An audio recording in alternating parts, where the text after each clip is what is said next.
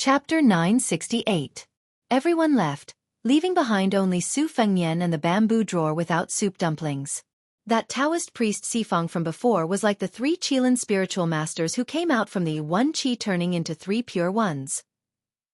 No matter who appeared in front of him, they could all be regarded as Northern Mang's national advisor. Su Fengnian knew what it meant to hand over the copper coin.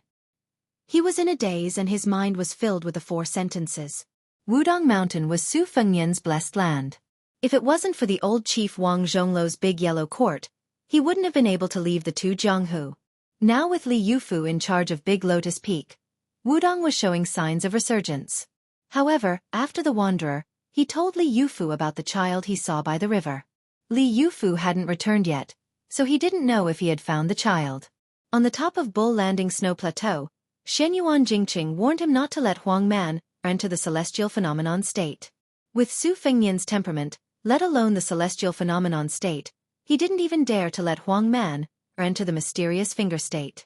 Therefore, he directly told Su Longxiang that he was not allowed to enter the mysterious finger state, which was only one step away from the celestial phenomenon state. As for the so-called slim chance of survival mentioned by Immortal Qilin, Su Fengnian didn't know what it was. As for himself and Wang Xianji, Su Fengnian didn't think too much about it. Yuan Qingshan's last prophecy said that Li Yufu would kill all the immortals who sat on clouds and fished after helping people to ascend, closing the gate of heaven for the cultivators in the world. From then on, immortals were immortals and the world was the world. Whether they hated each other or loved each other, they would be out of reach. Su Fengnian was even less interested in this. As long as the reincarnation of the bull rider could ascend before then, there would be no problem. Family affairs, state affairs, and the world affairs. Since he was Su Zhao's eldest son and had the surname Su, these three matters were already mixed up. For other vassal princes, the hereditary succession was the end. At worst, their father's vassal prince would be demoted to a county prince. However, to the north of Beiliang, there were millions of Beimang's soldiers eyeing them covetously. Su Yanbing said softly, "At such a close distance, if Yuan Qingshan wants to kill your highness, I may not be able to stop him."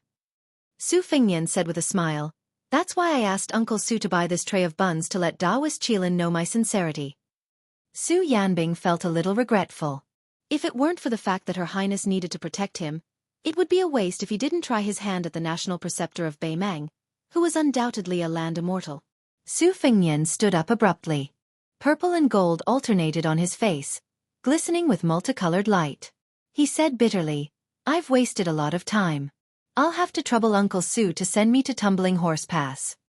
Su Yanbing also noticed the abnormality of his royal highness. He smiled and grabbed Su Fengnian's collar. With a shout, he threw him towards the top of Tuma Pass. On top of Tuma Pass, Lingzhou's Deputy General Xueqi and Li Guiwing looked at each other quietly. They could see the uneasiness in each other's eyes. As a result, the bold and unrestrained Xueqi became more and more anxious. This was because Li Guiwing was a famous clay bodhisattva in Lingzhou. He rarely showed any signs of panic. Both of them were the general's confidants. Back then, Xueqi almost died in the battle at Jinghe River. It was Su Xiao who pulled him out from the pile of corpses. After guarding him for 2 days and 1 night, Xueqi actually returned to the world of the living. He always said that he owed the general his life.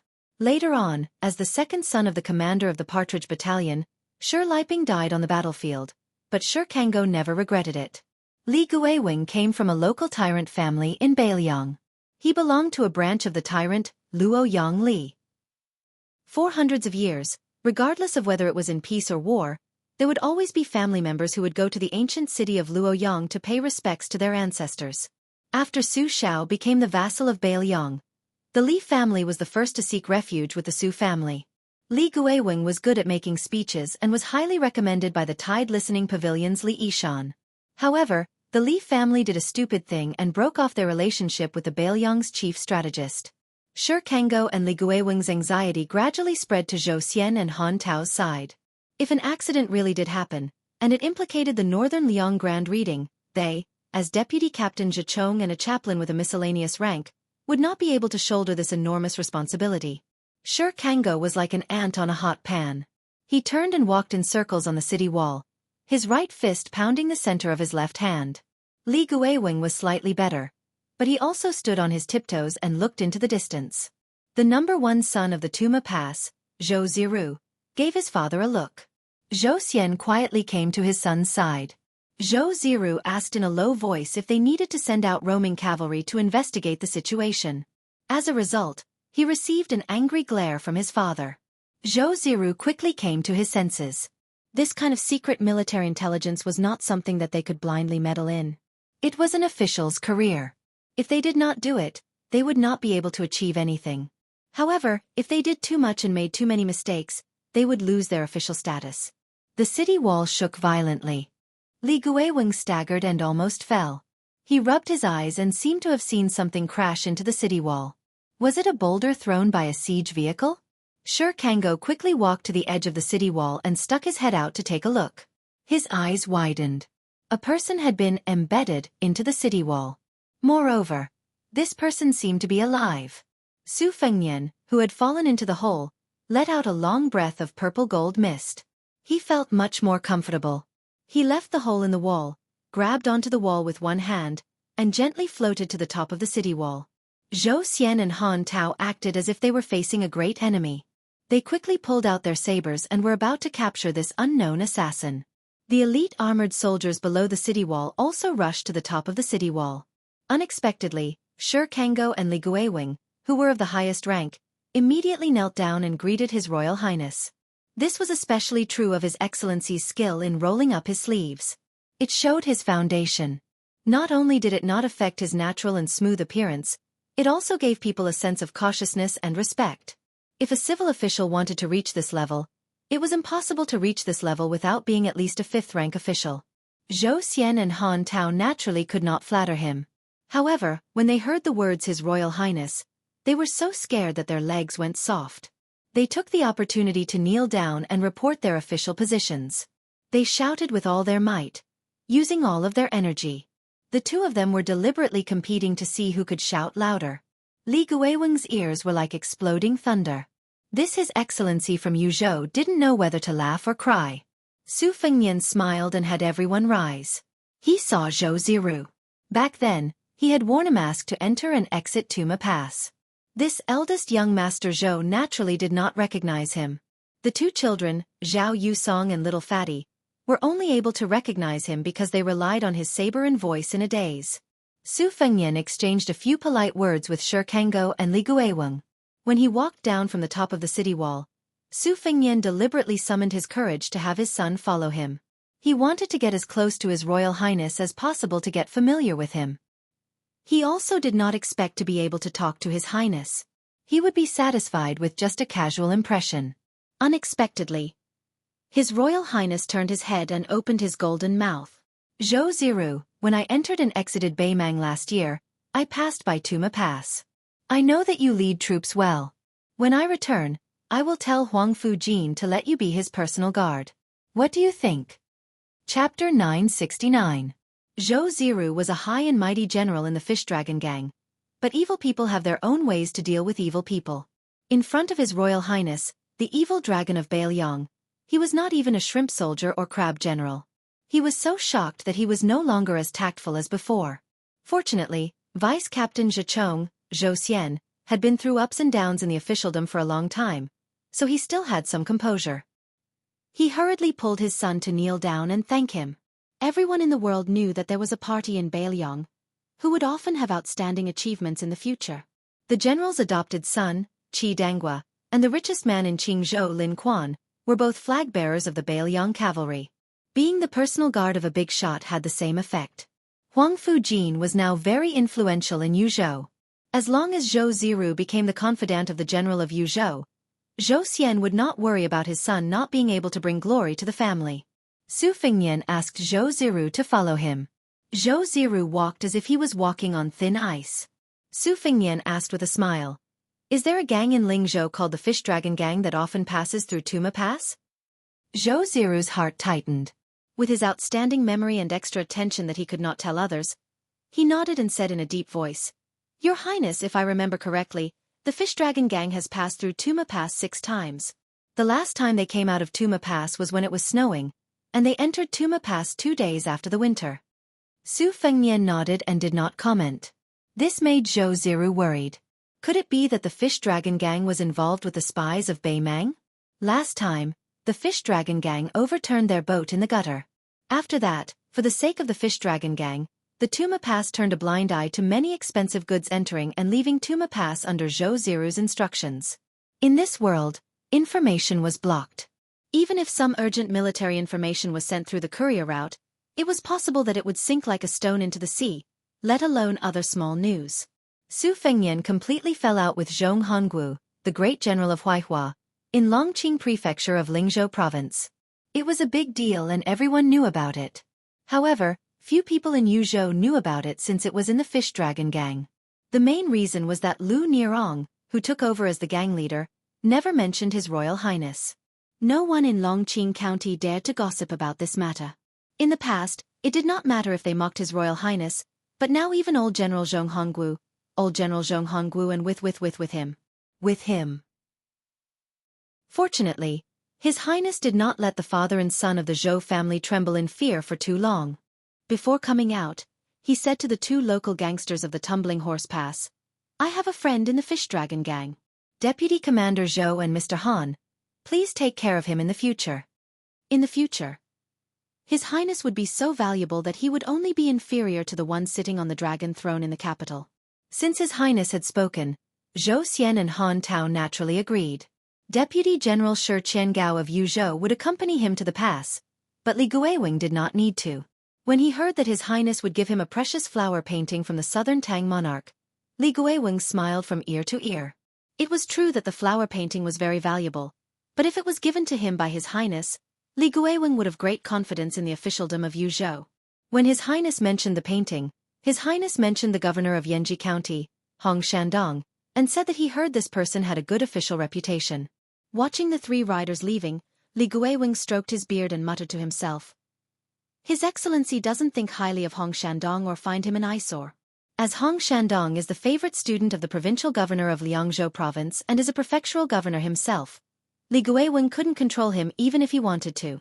However, now that he's favored by His Excellency, Li Guiwing didn't mind doing some icing on the cake. Hong Shandong always intended to be a scholar of classics in Yuzhou province, so as to be transferred to the hub of the officialdom of Yuzhou province.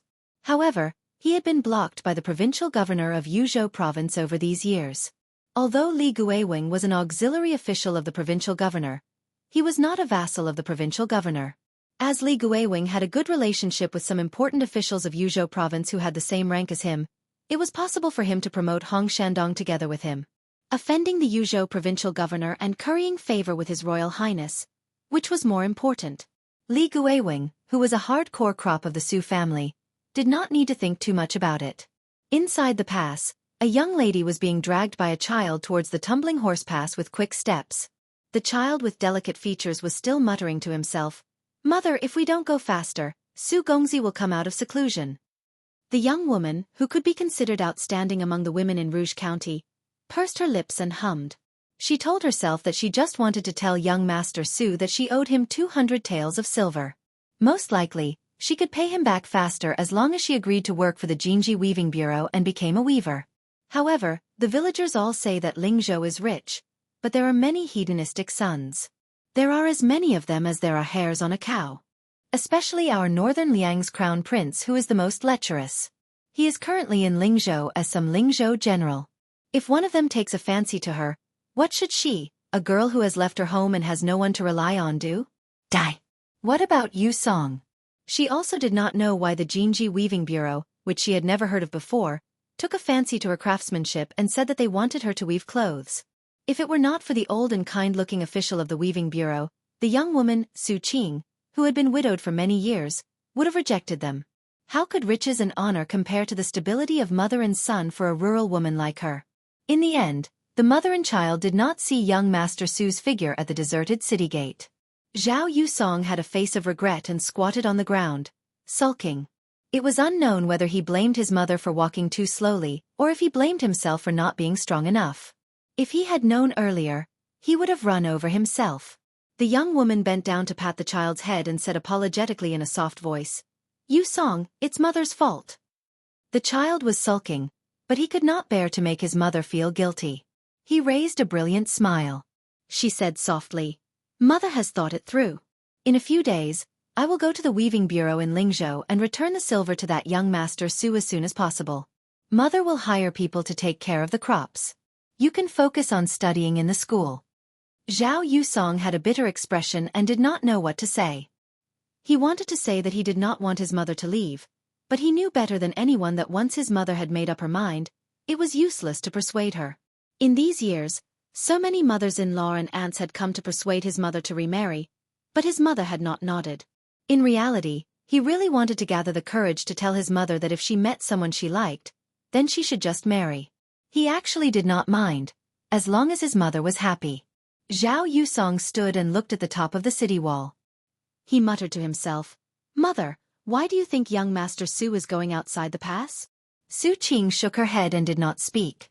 They simply rode out of the pass on 3 horses, without any armored cavalry guards.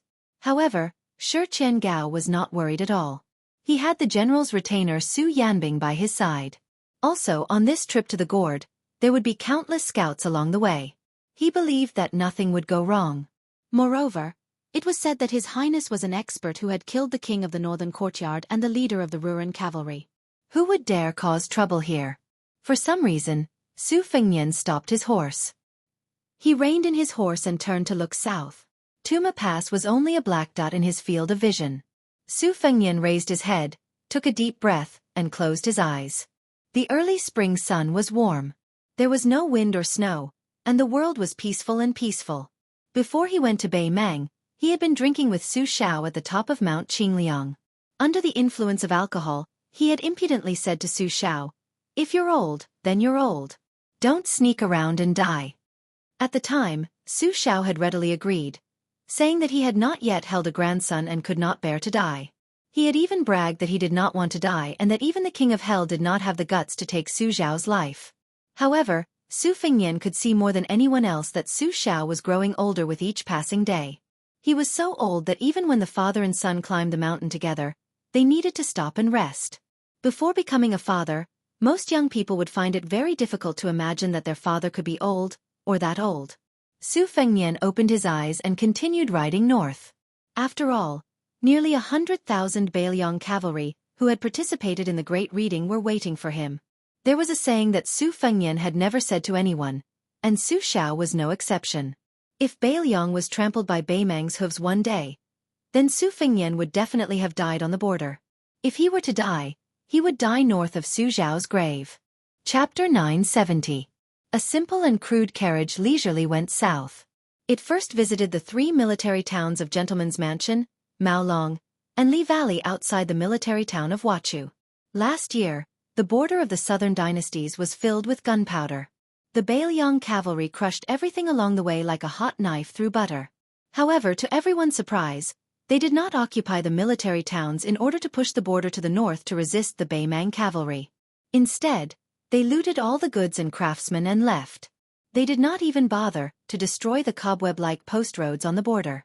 Obviously, they were not afraid that the Beimang would smoothly launch an attack on the border. The carriage went past the 3 towns.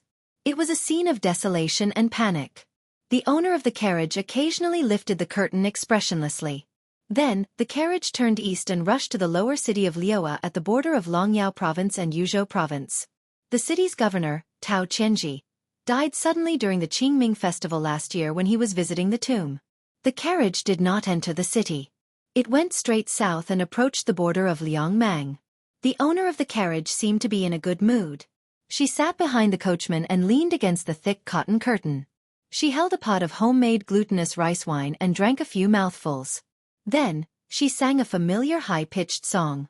The desert was vast, and the carriage seemed to be lonely.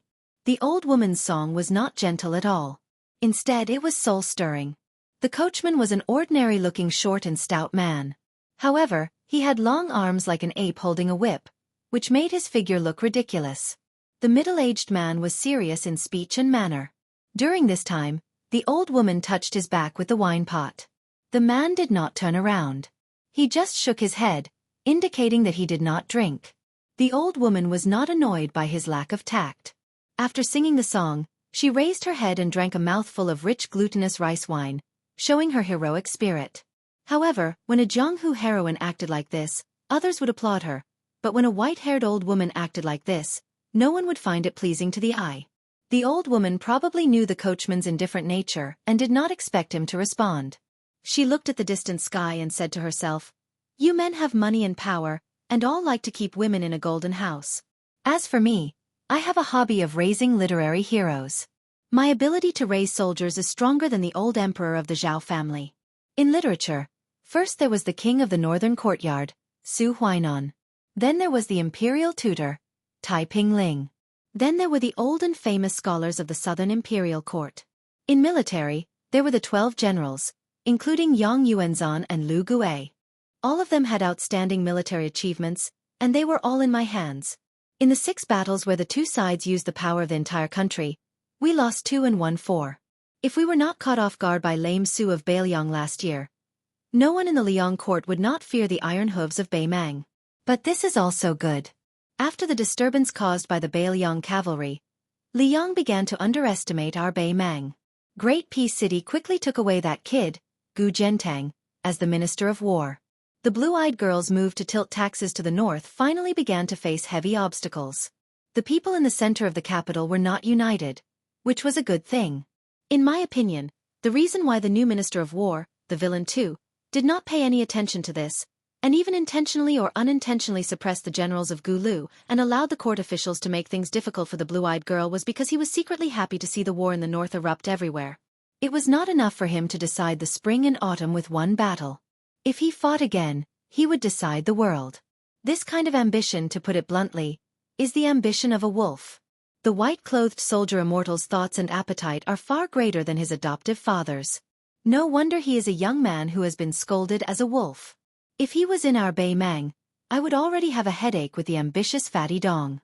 If he was added, how would I deal with the 3 of you?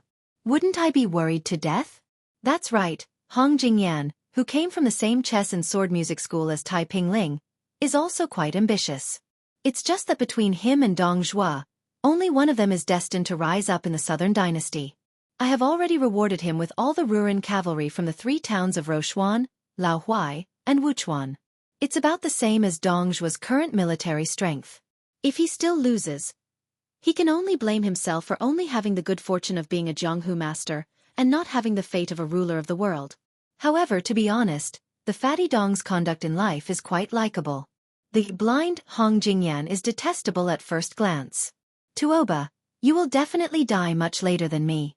If the one surnamed Hong really dares to collude with the imperial clan and try to become the emperor behind the scenes, then regardless of whether you retire or not, you will still kill him.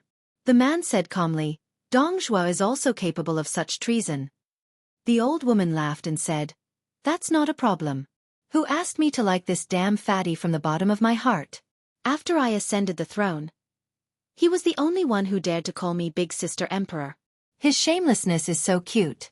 Besides, Dong Zhuo is full of schemes, but at the very least, he has a bottom line. His bottom line is low, but he still has a bottom line. Such a person is actually not scary. What I am most afraid of are those whose bottom lines are unpredictable. General Zhong Shentong and Murong Baoding are such treacherous people. You will never know what kind of surprise they will bring you or what kind of disgusting things they will do. Hand Bei Mang over to Fatty Dong. The Murong and Yelu surnames are not afraid of being cut off. Chapter 971. The man who was called only by his surname fell silent again. The old woman finished drinking the glutinous rice wine in the pot that she had brewed herself. Holding it in her arms, she sighed. When I was young, I was homeless and went to Liang and Liao. I saw old cripple Su before he was crippled. At that time, I didn't fall in love at first sight. I just thought this man was interesting. Later, Su Xiao left Liaodong and climbed to the top step by step. I didn't believe that he was capable of such a feat later, when I had free time to deal with the state affairs. I often wondered how he could stand out among his peers. After a long time, I had clearly let go of it, but many years later, I picked it up again. I was somewhat unwilling. But this kind of love can only be thought about. If I had to choose again, I would still choose to return to Bei Mang. If I really had to spend my life on daily necessities for a man, I would be so bored that I wanted to kill someone. After the Battle of Western Fortress, I even wrote a letter to Su Xiao, advising him to follow the general trend and establish himself as the emperor, so that I could coordinate with him from a distance in northern Mang. I promised that in the future when I went south, he would go north, just like when we first met in Jinzhou, when he divided that large flatbread, each of us half. Together, we divided Liyang, ruling from the north and south. But he was unwilling. Of course, when that day came, I would also regret it. How could we really rule the world together? Women and vile characters are hard to raise. A woman and a vile character count as one. So in this world, who can afford to raise me?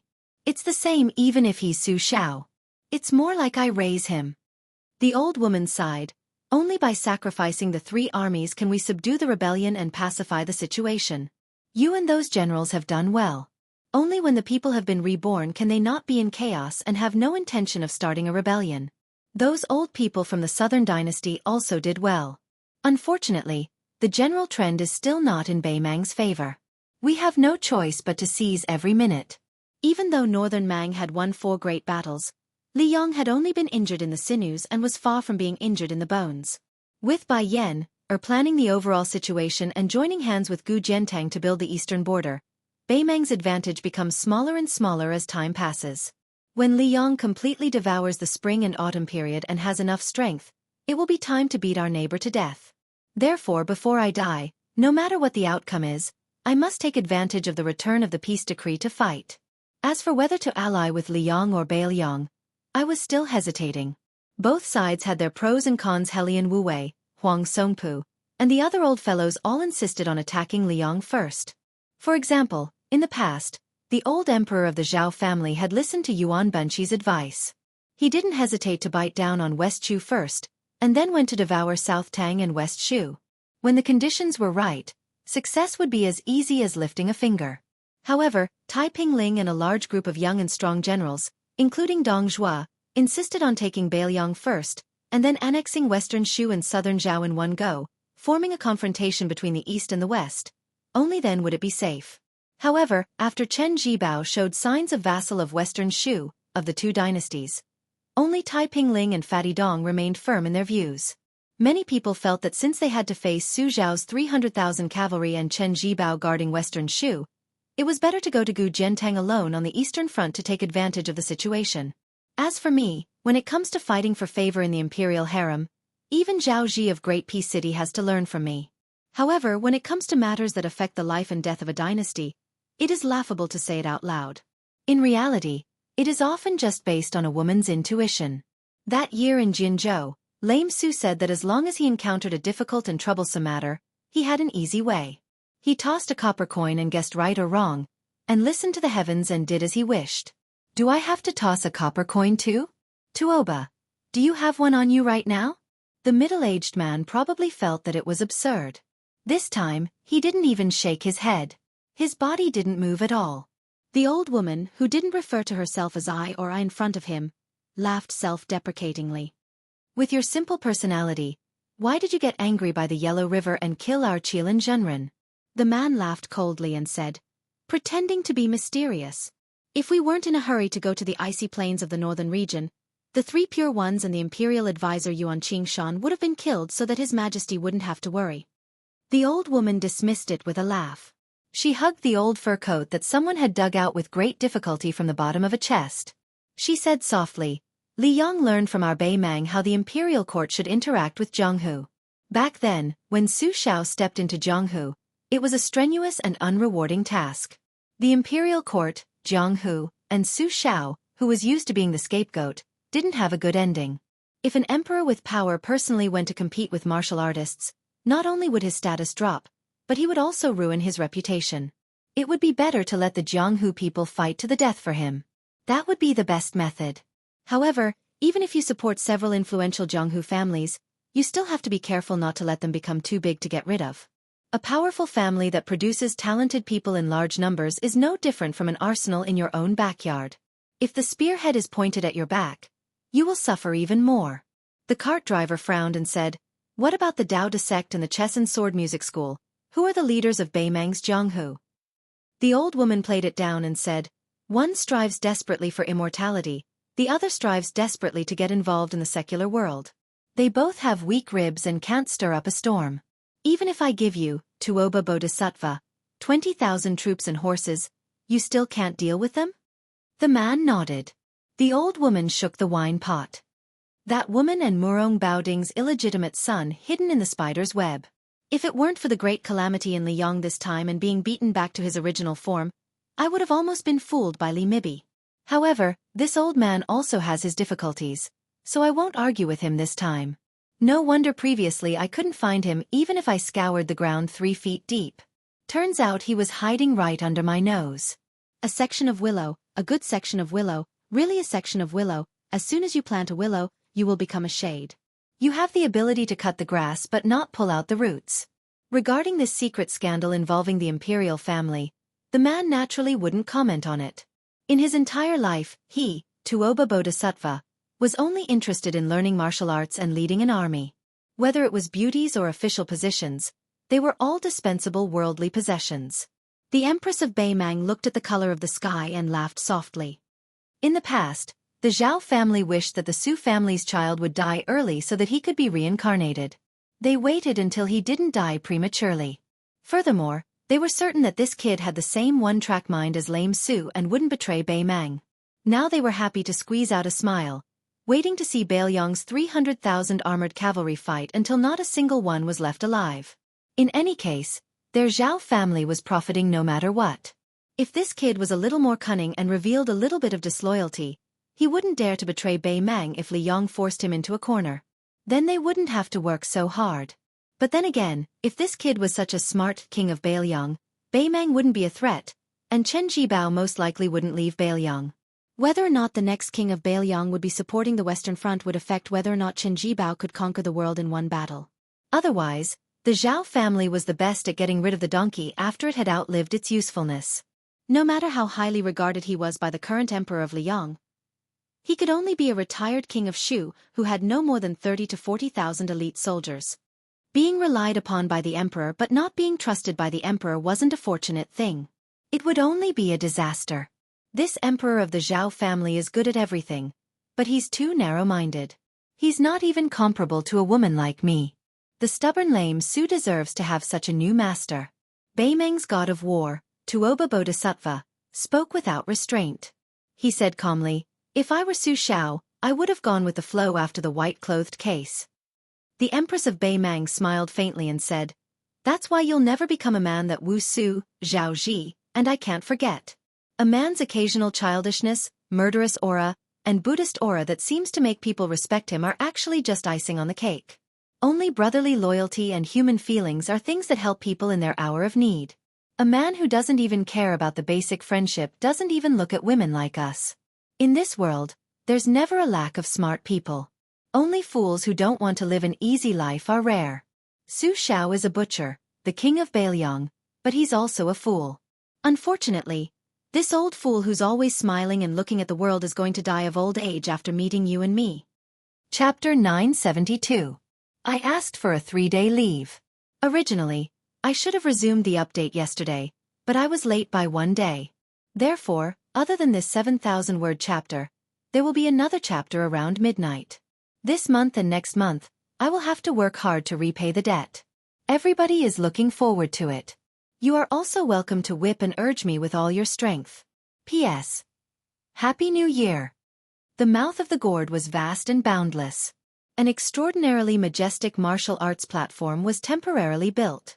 3 li to the east and west of the martial arts platform, respectively, there was a military review building for Baoyang's meritorious old generals and civil officials, 1 civil and 1 military, forming a temple and a great hall supporting each other. Among them, the civil building had 6 floors, 1 floor higher than the martial building. This made the scholars who were successively ascending the civil building to feel somewhat honored in their hearts. Inside the building, there was no lack of Baoyang civil officials with superior ranks. Other than the newly appointed governor of Lingzhou, Su Beiji, the governor of Yuliang had already ascended to the top floor, leaning against the railing and gazing into the distance with the administrator Li Gongda. However, the one closest to Li Gongda was not the governor of Liangzhou, Hu Kuei. It was also not the governor of Yuzhou, Wang Peifeng. Instead, it was 2 fresh faces, the Chancellor Wang of Xianxia Academy, and the one who was originally supposed to take up a post at the Imperial Censorate in the capital, wearing a high hat and broad belt. When the sandstorm hit the building at the frontier fortress, their sleeves fluttered, setting off the two old men's fresh and immortal air. According to the law, Xueqi was half a rank higher than the governor of Lingzhou in Beiliang. Compared to the old men in the building, he could be said to be in the prime of his life.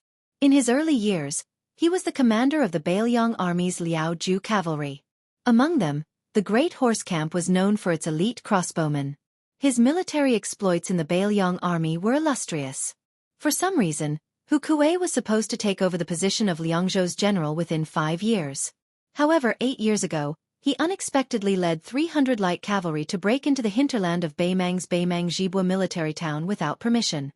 Afterwards, he lost his official position. Only then did Chen Jibao, who took over the Liaoju cavalry, have the world's first-class scouts, who were able to suppress Liao Dongzhu's crow's nest. However, after Xueqi lost his official position, he was deserted by his friends and family. Unexpectedly, he gave up the military and entered the civil service. He started as a civil official in Liangzhou. In a short 7 years, he unexpectedly became the governor of Beiliang. In private, the officials of Beiliang laughed and said that it was unreasonable for a person who had been peed on several times to be revived. Wang Peifong, the governor of Yuzhou, was a pure scholar. He had always been at odds with Xueqi, who had been in the military for 20 years. Almost every year, he went to Mount Qingliang to have an audience with the king of Beiliang.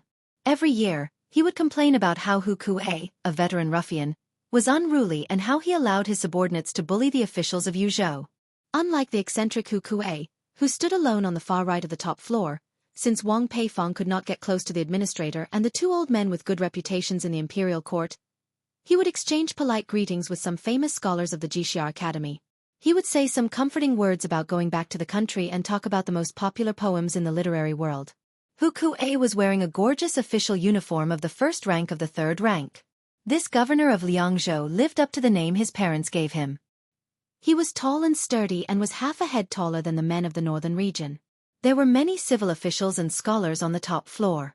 Most of them were thin, which made Xueqi stand out from the crowd. After Xueqi got on the top floor, he did not greet anyone.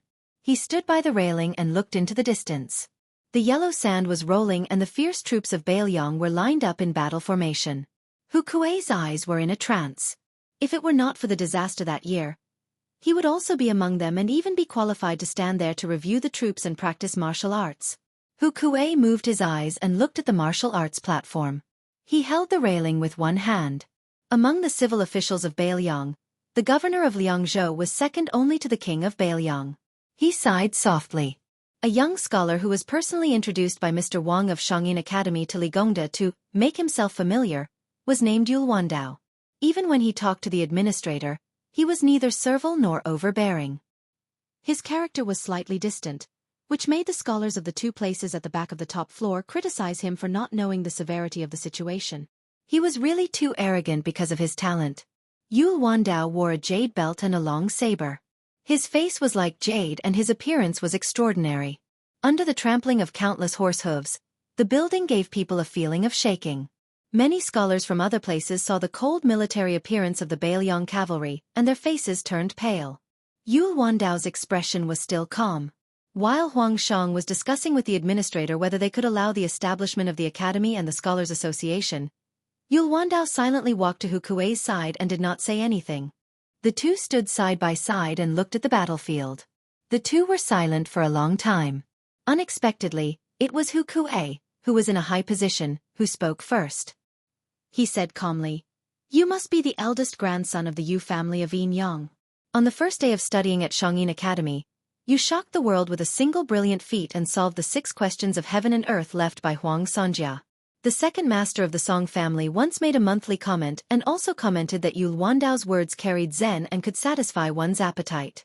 If you enter the imperial court, you will have a meteoric rise. If you are in the wilderness, you will inherit the literary vein. Even our second commandery princess highly praised your poetry. The reason why I, Xueqi, paid attention to you is because you once wrote the 48 words of Liangzhou's Big Horse Song to pay tribute to the Big Horse Camp. I thank you on behalf of the 260 brothers who died.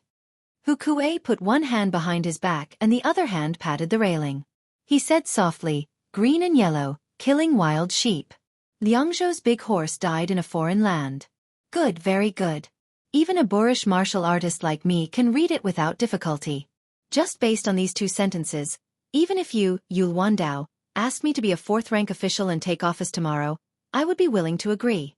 The horse stepped on the green grass and yellow sand, spurring the horse to kill sheep to eat meat, looking back but still not seeing home.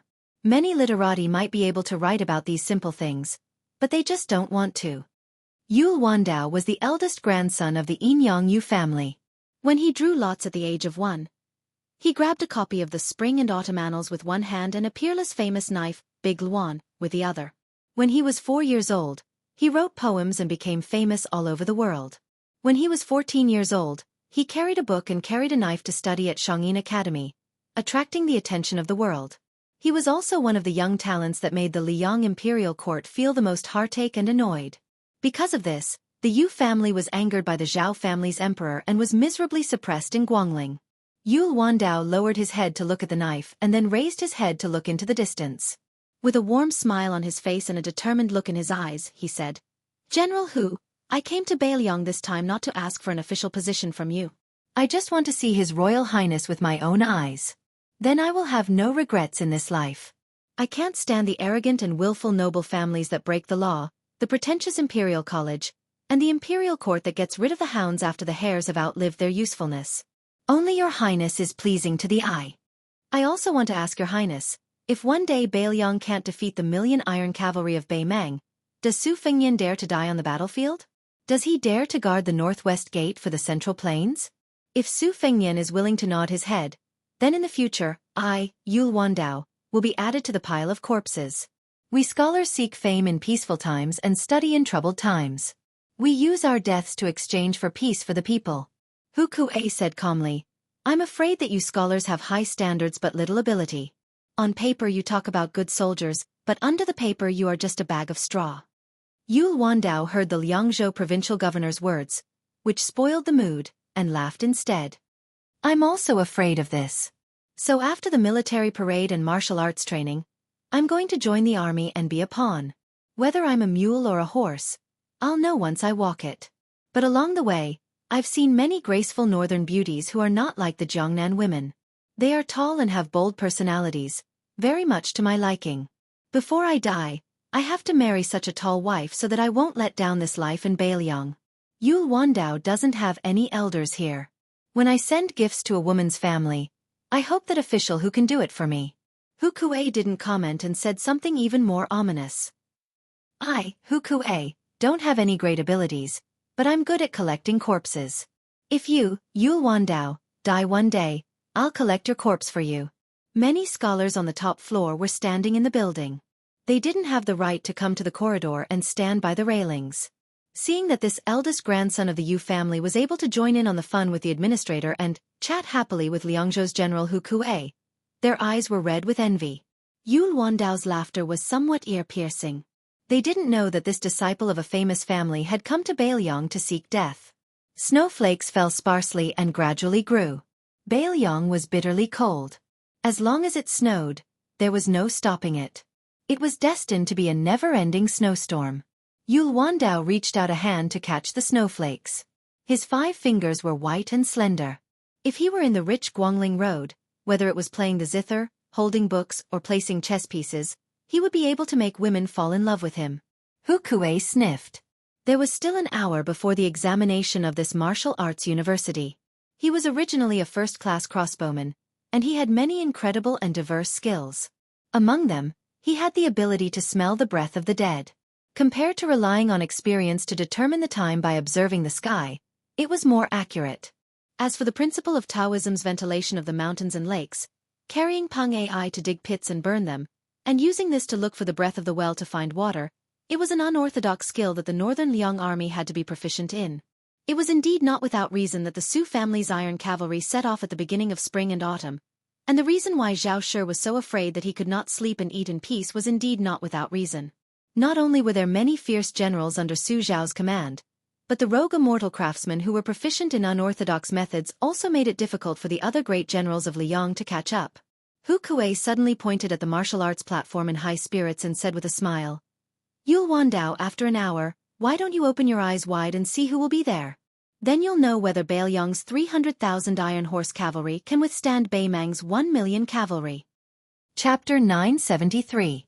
The Wu Tower in the west was one floor lower than the One Tower. This caused a large group of old warriors, who had been scolded by the Liang imperial court as the old men of Bailiang, to gather together and curse. They all said that it must be His Royal Highness's rotten idea. Otherwise, the great general wouldn't have slapped the old faces of his subordinates like this. There were many mountains in Bailiang. Other than the two old generals, Yan Wenluan and Zhong Honggu, most of the young and strong generals under Chen Zhibao had left Bailiang for Western Shu. However, many of the old generals from the previous generation had a close relationship with Chen Zhibao.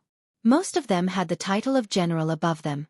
They only had their families to feed, so they wouldn't cause trouble and choose to stay in Bailiang. Other than these three mountains, there were also the great general's adopted son and many old generals who had retired from the cavalry and infantry. These old generals couldn't be compared to the group of generals who had been given the title of general. They still had many branches and leaves in the Bailiang army and had a deep foundation. The Wu Tower was originally arranged according to seniority like the One Tower. Those with high positions would stand on the tall buildings.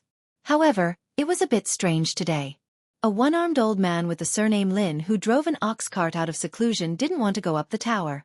Many of the old men of the same age who had been through life and death with him didn't want to go upstairs to show off their power. They surrounded the first commander of the Lotus Seed Camp, Lin Dofeng. Although Lin Dofeng had resigned and lived in seclusion after following the Su family to Bailiang and had been a nameless field showing for almost 20 years, everyone knew that Lin Dofeng and the great general had been through life and death together. Moreover, they had almost become relatives by marriage. In addition, when the old soldier respectfully sent the crown prince to the capital, Lin Dofeng had also appeared outside Liangzhou city. At that time, the ox-cart old man, the former Yuzhou general Jean Partridge, Zhou Kong, and the commander Yuan Nanting who controlled most of the white feather cavalry were also among them. Lin Dofeng had always been popular in the Su family's army. After he had resigned, there were no more conflicts in the officialdom. This time his retirement seemed even better.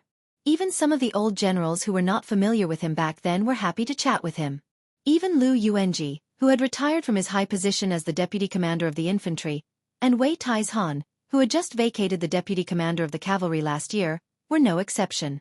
This group of old fellows with illustrious military exploits had seniority, meritorious service, and family background, so they were especially outspoken when they talked. Compared to the genteel and sour atmosphere in the one building, they were like heaven and earth. At this moment, Lu Yuanji was cursing His Royal Highness for not being sensible. It was fine that the Wu building was 5 floors higher, but it was actually 1 floor lower than the one building. Wasn't this deliberately embarrassing these old fellows who had fought for Bailiang? Lu Yuanji had retired from his position for a few years, and he was also famous for his impatience and uncouth temperament. Hearing his curses, all the old men around him, without exception, smiled knowingly. Wei Taizhan, who had just left Bailiang's army for less than a year, was much more reserved. He didn't even respond.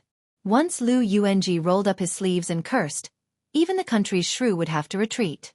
Especially after drinking, he dared to spit on General Su Zhao's face. Of course, General Su Zhao was so angry that he was whipped and thrown out of the tent to drink the northwest wind. At that time, General Su Zhao, who didn't look like an old man, was also stubborn. After being thrown out of the tent by General Su Zhao, he refused to go back to the tent to rest. He sat on the ground and continued to curse. When he was tired, he fell asleep on the ground and snored like thunder. In Lu Yuanji's words, "I don't want to be angry with General Su Zhao, and I don't dare to. I will use my snoring to disturb General Su Zhao's sleep." Lu Yuanji was still angry after cursing His Royal Highness for half an hour. He wanted to use His Royal Highness bullying of Huaihua General Zhong Honggu in Longqing County as an excuse. Out of the corner of his eye, he saw Wei Taizhan curling his lips and winking at him. Just when he was puzzled, he was punched hard. Lu Yuanji was stunned. He turned around and was punched in the face again. His nose was bruised and his face was swollen. Lu Yuanji finally saw that it was old man Lin's dirty trick. Lu Yuanji was so angry that he immediately punched Lin Duofeng's head back. He cursed, "Lin, I've wanted to beat you for a long time. What did you tell me? You said that you wanted to kill the northern barbarians with me. We were born in the same year, month, and day. There's no difference between us. We'll say that whoever kills more barbarians will be the big brother. You'll be a coward when you get to Bailiang. Also, when you planned to elope with the princess of southern Tang, who was the one who kept watch for you? What's wrong? I cursed His Royal Highness a few times. Did I get in your way, Lin Duofeng? It's none of your business. You're just a coward. I don't know where you've been hiding. You haven't touched a blade for 20 years. What right do you have to call me brother? The two old men were immediately pulled apart by the other old men beside them. While Lu Yuanji was cursing, Lin Duofeng, who was tied up, kicked Lu Yuanji a few more times. He said angrily, Lu San'er, what you did with me was a mess. I owe you. I'll be your slave in my next life. If you blink, I'll be your grandson. Don't you King drag His Royal Highness into this. Fine, you cursed His Highness. Then I'd like to ask you. When you were whipped and thrown outside by the Grand General so many times, who was the one who secretly brought you good wine to drink? Who was the one who listened to you telling those bullshit stories for the whole night? Who was the one who personally told me that the Grand General had a good son, and even said that he would marry a few daughters to that kid in the future? Lu San'er, you Lu San'er. Now that you've become the deputy commander of the infantry army, you think you're so great? Don't think that I don't know that your son has taken over a few government salt pans. He's not just making a lot of money every day. Not to mention salt pans, he even dares to kill government soldiers. You Lu San'er are amazing. You have 3 sons who are even more powerful than His Highness. His Highness only killed the king of Jing'an and Zhao Heng's cavalry in Qingzhou. He also killed the 5th raccoon of Tibbing Mountain in Beimang. He never dares to kill the people of Bailiang. Lu San'er, do you believe that I'll go to the Grand General and ask for an official position? I won't do anything but kill those bastards of yours who call me godfather. The old general, who was called Lu San'er, was stunned. Then he became furious and scolded. Bull**T. Lin, tell me clearly, who killed the soldiers of the Salt household and the Armor household? My son wouldn't do such a heinous thing. Lin Dofeng somehow got the strength to break free from the pull of Wei Taizhan and the other old men. He punched Lu Yuanji's face again. The whole of Bailiang knows. Only you, an old fool with bad eyesight, don't know. The ground floor of the martial arts building instantly became silent. Lu Yuanji looked around. Wei Taizhan was still calm and silent. Many old men avoided the gaze of this Lu San'er. Finally, Deputy Commander Lu's lips couldn't stop trembling. He waved his arms and didn't want anyone to help him. He sat down on the ground and panted heavily. Lin Dofeng was still angry. He wanted to step forward and kick Lu Yuanji. Fortunately, Wei Taizhan hurriedly held him back. Only then did they manage to stop the old man who built the Lotus Seed Camp. The scene inside the building was enough to stun any outsider. Chapter 974. Lin Dofeng took a deep breath and patted the back of Wei Tieshan's hand. The latter slowly let go of his hand. Lin Dofeng sat in front of Lu Yuanji, facing him. He turned his head to look at the snowy sky outside the tower and sighed softly. Lu San'er, and old Wei, we old people with half a foot in the grave always talk about how we helped the great general conquer the world and protect the country. I know that you are not greedy for riches and honor. To you, it is enough that your descendants have no worries about food and clothing. Any more is the good fortune that you worked so hard to save in the past. You think that this is the good fortune that your descendants deserve. You are most afraid that Bailiang will forget what you have done in the past. You are afraid that people will forget about it. But if you are like this, your descendants who have never suffered will have nothing to fear. No matter how good the seedlings were, they will be spoiled by you. His Highness did not do proper work in those years. Who in the tower is not angry? I, Lin Dofeng, am very angry. That year, the great general personally came to visit my family's fields. From beginning to end, I was not willing to turn around and see the great general. But let's put ourselves in his shoes. It is fine if Liang does not admit to what His Highness has done in these 2 years. You are not blind. How can you not know what is true and false? Let's feel our conscience and ask, did His Highness lose face for Bailiang when he went to Jing? Xiangfan City, Guangling River, Iron Gate Pass, Beimang's Ruoshui River, and Great and City's Imperial Road. Who in the tower can do what His Highness has done? You, Lu Sanner, who can't even control your son. Or you, Old Wei, who likes to play the peacemaker as you get older. Or you, Han Tweezy, who has only cared about taking care of your disciples and official career these years. Lin Dofeng pulled back his gaze and looked at Lu Yuanji. Lu Sanner, the great general does not owe us anything. His Highness is even more so. We have conquered the world, but the matter of protecting Bailiang is something that we cannot do. Even if we want to, we can't do it well. Then let's just hand it over to those fellows in the literary tower. So what if the literary tower is higher than the martial tower? In the 9 kingdoms of the spring and autumn period, how many officials and important officials have looked down on our Su family's armored cavalry? We've already made them suffer a lot. If you're worried that your children and grandchildren will be looked down upon, then let them go on their own. Don't let them ride roughshod over you old men. The general's words were crude, but they made sense. No one's son should be born to suffer hardships, nor should they be born to enjoy happiness. He didn't care about other places, but in Bailiang, the more capable one was, the more bitter one was, and the more fortunate one was. So Lu Sander, we owe the Su family now. We may not owe them anything, but your children and grandchildren owe them a lot. Lin Dafeng patted Lu Yuanji's shoulder and stood up. He bent over and helped Lu Yuanji up, patting off the dust on Lu Yuanji's chest. Lu Yuanji suddenly grinned and said, "Damn it, Lin, I only rewarded you with 1 punch. Look at you, I punched and kicked you several times." Lin Dafeng laughed and said, "I told you I'm more capable than you. You have to admit it. If it weren't for our old friendship, I would have used my special skill, crotch kick." Lu Yuanji put his arm around Lin Dafeng's shoulder. He wanted to scold him, but when he touched the empty sleeve, he stopped talking. Back then, it was Lu Sanner who had gritted his teeth to bandage his brother's wound. He was too embarrassed to do it in front of Lin Dafeng. He only dared to squat on the ground and sob after leaving the tent. That feeling was even more painful than his own broken arm. Lu Yuanji clearly remembered that year when Lin Dafeng's arm was broken and the general was seriously injured. That kid couldn't help much, but he stood guard outside the tent with a pale face. In the end, the two of them stood guard side by side against the tent. Lu Yuanji, Lin Dafeng, Wei Taizhan, and Han Tweezy walked side by side to the entrance of the martial tower. It was snowing heavily. Although there was no longer the scene of yellow sand covering the iron armor, when they looked up, they could see that the frozen river had yet to thaw. Further north of the ice river, there was only white snow covering the black armor. The 100,000 infantrymen of the Bailiang army were divided into 2 giant battle formations from the east and the west, leaving a path in the middle. The commander of the White Feather Cavalry, Yuan Nanting, was able to get close to the ice river and sit high on his horse. There was also the Lotus Seed Camp, the Horse Camp, the Partridge Camp. The first camp was set up. There were a total of 36 of these old and new camps. They were all lined up in a row, looking especially majestic. The crossbowman of the Little Snow Camp, Li Hanlin, was positioned slightly behind. He carried his saber and crossbow, holding his breath and concentrating. Beside him was Lu Dou. The two of them looked at the martial arts platform together, their eyes burning with passion.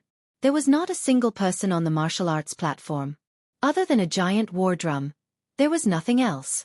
The war drum had not been beaten, and the horn that the soldiers of Bailiang were most familiar with had not been blown. The martial arts platform, which had stone steps to the north and south, finally revealed the figure of a small mountain. The Protector General of Bailiang, Chu Lushan, appeared in armor for the first time in 20 years. Chu Lushan stood slightly to the left of the martial arts platform, leaning on his saber. The new commander of the cavalry of Bailiang, the #1 cavalry in the world, White Bear Yuan Zuozong, and the famous infantry commander, General Yan Wenwan, walked up to the martial arts platform at the same time, one on the left and one on the right.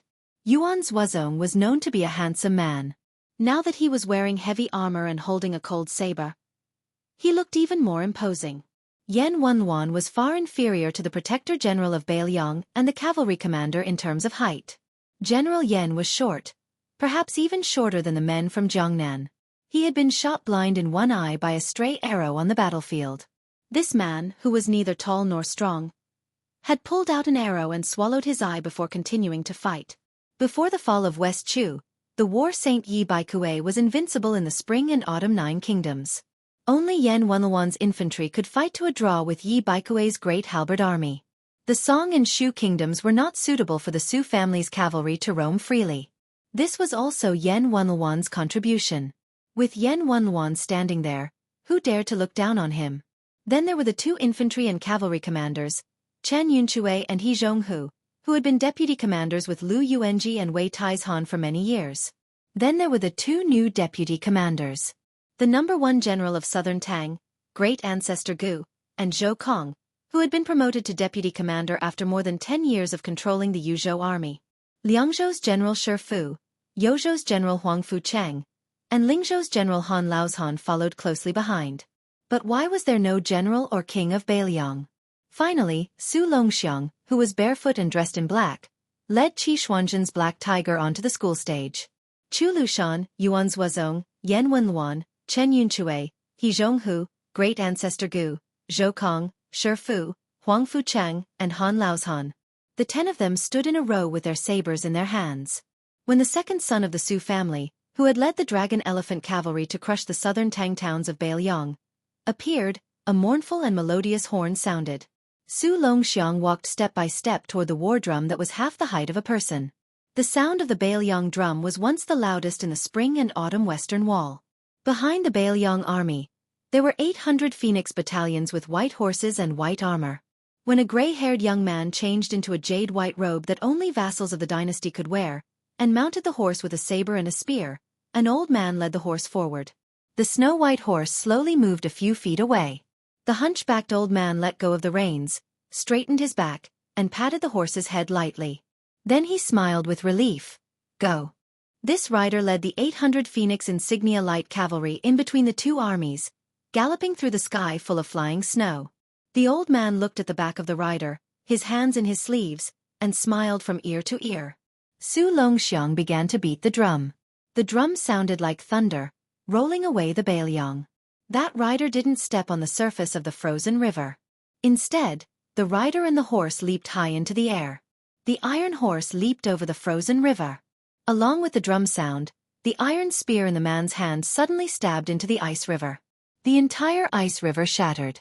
After the 800 cavalry stopped their horses, they filled up the line. The man in the robe, who only had a Beiliang saber, got off his horse in front of the school stage, walked up the stone steps, and stood in the center. Then he held the saber and shouted, "Beiliang, draw your saber." Beiliang Governor-General Chu Lushan did not lean on his saber anymore. He drew his saber. Yan Wenluan, Yuan Zuozong, Chen Yunchui, and the others drew their Beiliang sabers almost at the same time. The 100,000 Beiliang soldiers, who did not move under the snow, also drew their sabers. The snow became even messier. They shook off the snow on their armor and looked even more shocking. The Beiliang cavalry was the best in the world. The Beiliang drums were known throughout the world. Beiliang had a new king, Su Fengnian. Chapter 975. Because it was more than 4,000 words, it was a bit late. The great reading of Beiliang this time was probably the briefest and shortest reading ever since the Su family took over Beiliang in the past 20 years. However, it was also the one with the greatest gathering of generals and talents. The veterans of the Marshall Tower were almost in tears as they watched. They knew better than anyone else how difficult it was to gather the hearts of soldiers. The hearts of soldiers were like a person's soul. Once it was gone, it would be difficult to summon it back. For example, no matter how much Lu Yuanji scolded His Royal Highness, he was also worried that the foundation they had worked so hard to build would be squandered away by the prodigal son before it was completely destroyed by the Zhao family. Those who were more utilitarian, such as Han Tuizi, were also worried that the new king would not be able to convince the masses. They could not even convince them verbally, let alone in their hearts. If that happened, would they really have to move their entire family to the Central Plains where enemies were everywhere? Would the Zhao family deal with them bit by bit? If the son of the Zhao family was happy, he would reward them with some leftovers. If he was unhappy, he would cut off a few heads to win the hearts of the people. Therefore, when His Royal Highness, who was wearing a unique jade-white python robe, jumped onto the ice river and shouted, "Draw your sword," 100,000 soldiers of Beiliang unsheathed their swords at the same time. Everyone knew that Su Fengnian would be the rightful king of Beiliang. Therefore, these old men were relieved. They even thought that since the general was unable to conquer Beimang in one fell swoop, Would it be possible for the young king of Bailiang to succeed? With this thought that had haunted their dreams for many years, they could not bear to die. They were also unwilling to turn a blind eye to their own family's seed being destroyed. In fact, many of the old men were not really senile. For example, Lu Yuanji, they really could not bear to see their children and grandchildren wreak havoc. They just did not believe in the legacy of the Su family. So what if they could take more of the Su family's property into their own pockets? However, from now on they would have to plan carefully again. There were not many twists and turns in the martial tower. After all, most of them were old fellows who were used to seeing battle formations and killing. However, the foreign scholars at the One Tower were trembling with fear. In the past, they had heard that the Bailiang cavalry's battle prowess was the best in Liang. As for how powerful they were, they had no idea. If it were those scholars who came from the Yan Imperial Palace and Guangling Taoism, who had more or less seen the way the two vassal kings led their troops, they would not believe that the Bailiang's battle prowess was much greater than theirs by a large margin. However, when they saw with their own eyes the black mass of armored soldiers that stretched as far as the eye could see, even if they were looking from afar, the eerie atmosphere was suffocating. Especially when the 100,000 soldiers unsheathed their swords at the same time, it was as if the wind and snow between heaven and earth had to stop. Most of the people in the tower trembled violently. Previously, there were busybodies who had named the generals on the martial arts stage one by one. Each of their names was like thunder to the ears. When the 10 of them stood shoulder to shoulder with their swords, no one believed the nonsense that Bailiang was lacking in manpower. The unspoken majesty on the martial arts stage made the people of the One Tower ask themselves, could Gu Zhentang, who had resigned from the Ministry of War, defeat the Bailiang cavalry? Could the king of Yan Imperial Palace, who was second only to Su Shao among the vassal kings, really contend against them? Even if the man in the python robe who stood out from the crowd could never reach the height of his father, as long as he, Su Fengnian, had 300,000 elite soldiers, could he really be bullied by anyone? Yul Wandao did not have these messy thoughts. He only saw the distinctive python robe, the way he leaped onto his horse and threw his spear into the icy river, the slow steps he took as he ascended the stage, and the way his finger moved across the hilt of the famed sword, Great Luan. Yul Wandao suddenly felt that there was no need to ask anything. After 2 hours of military parade, everyone put their swords back into their sheaths. The man in the python robe disappeared. General Yan Wenluan went to greet the people of the Wu Tower. Yuan Zuozong, who had the same rank, although he was the general's adopted son and the commander of the cavalry, still walked half a step behind Yan Wenluan. He walked side by side with the famous general of the southern Tang dynasty, great ancestor Gu. Huang Fujin, who did not have enough experience and popularity, was at the back. He seemed a little lonely. He did not have any interaction with the old Yuzhou general, Brocade Partridge Zhou Kong, who was not far away. However, since this person had already occupied a place on the martial arts platform, no one dared to compete with Huang Fujin on the surface. As for the secret, there would certainly be many. The key was to see when Huang Fujin could successfully take over the military power of Yuzhou. Chu Lushan, the northern Liang protector, ascended to the one pavilion. When the foreign scholars saw Fatty Chu dismount from his horse outside the pavilion, they were scared half to death. They also sensed that even the administrator Li Gongda, a major second-rank border official, had a forced smile on his face when he saw this devil who ate people without spitting out the bones. Within the one pavilion, only teacher Wang was able to maintain a calm expression. Huang Shang, a bone-chilling scholar from Liang, simply chose to avoid seeing him and avoid seeing him. When the heavily armored Chu Lushan ascended the building, the new building creaked loudly, causing people to worry about whether the stairs could bear the weight of this man and his armor.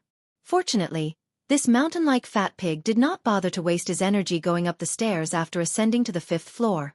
He greeted Hu Kuei, who had descended to the 5th floor, and nodded to each other in greeting. When he caught a glimpse of Yul Wandao beside the Liangzhou provincial governor, the Bailiang governor returned home. When Chu Lushan finally mounted his horse and left, the scholars felt as if a heavy burden had been lifted from their shoulders. If His Royal Highness's notoriety in the past was merely his hedonistic behavior within Bailiang's borders, then Fatty Chu's infamy was enough to make people's hair stand on end. Cutting breasts and skinning skin, breaking skulls and pouring wine. Which of these did not deserve the wrath of the heavens? However, this fat pig still happily became the highest-ranking official in Bailiang. Truly, only a scourge could live for 1,000 years. On the way back, Chu Lushan summoned the crossbowmen Li Hanlin and Lu Dou. One of them was His Royal Highness's brother, who had grown up with him, and the other was basking in his glory.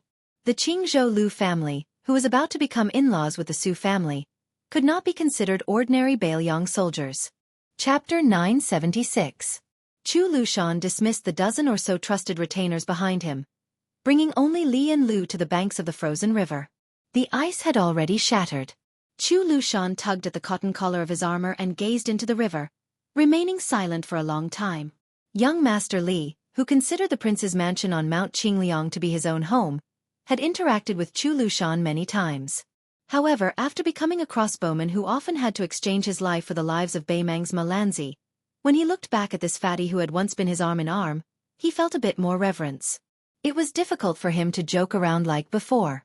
It wasn't that he didn't want to, but rather that he didn't dare. Only those who had personally experienced the flames and smoke of war, who had come into contact with hundreds of enemy troops, knew how ruthless and fierce this 300-catty fat pig was. In the Bailiang army, it was publicly acknowledged that in battles with less than 10,000 soldiers, regardless of how dangerous and cruel the situation was, Chen Jibao could achieve the greatest military service. Yuan Zuozong could achieve the fewest casualties. As for this fatty, whose literary talent was completely obscured by his fierce reputation, he could bring a battle to a close in the shortest time possible. In the Battle of Bai Shui, Chu Lushan had once defeated 3,000 Northern Han elites in a short hour. Of his 2,000 troops, 1,800 had died. Chu Lushan had participated in countless bloody battles like this. According to legend, when Chu Lushan led new recruits, he would always congratulate them.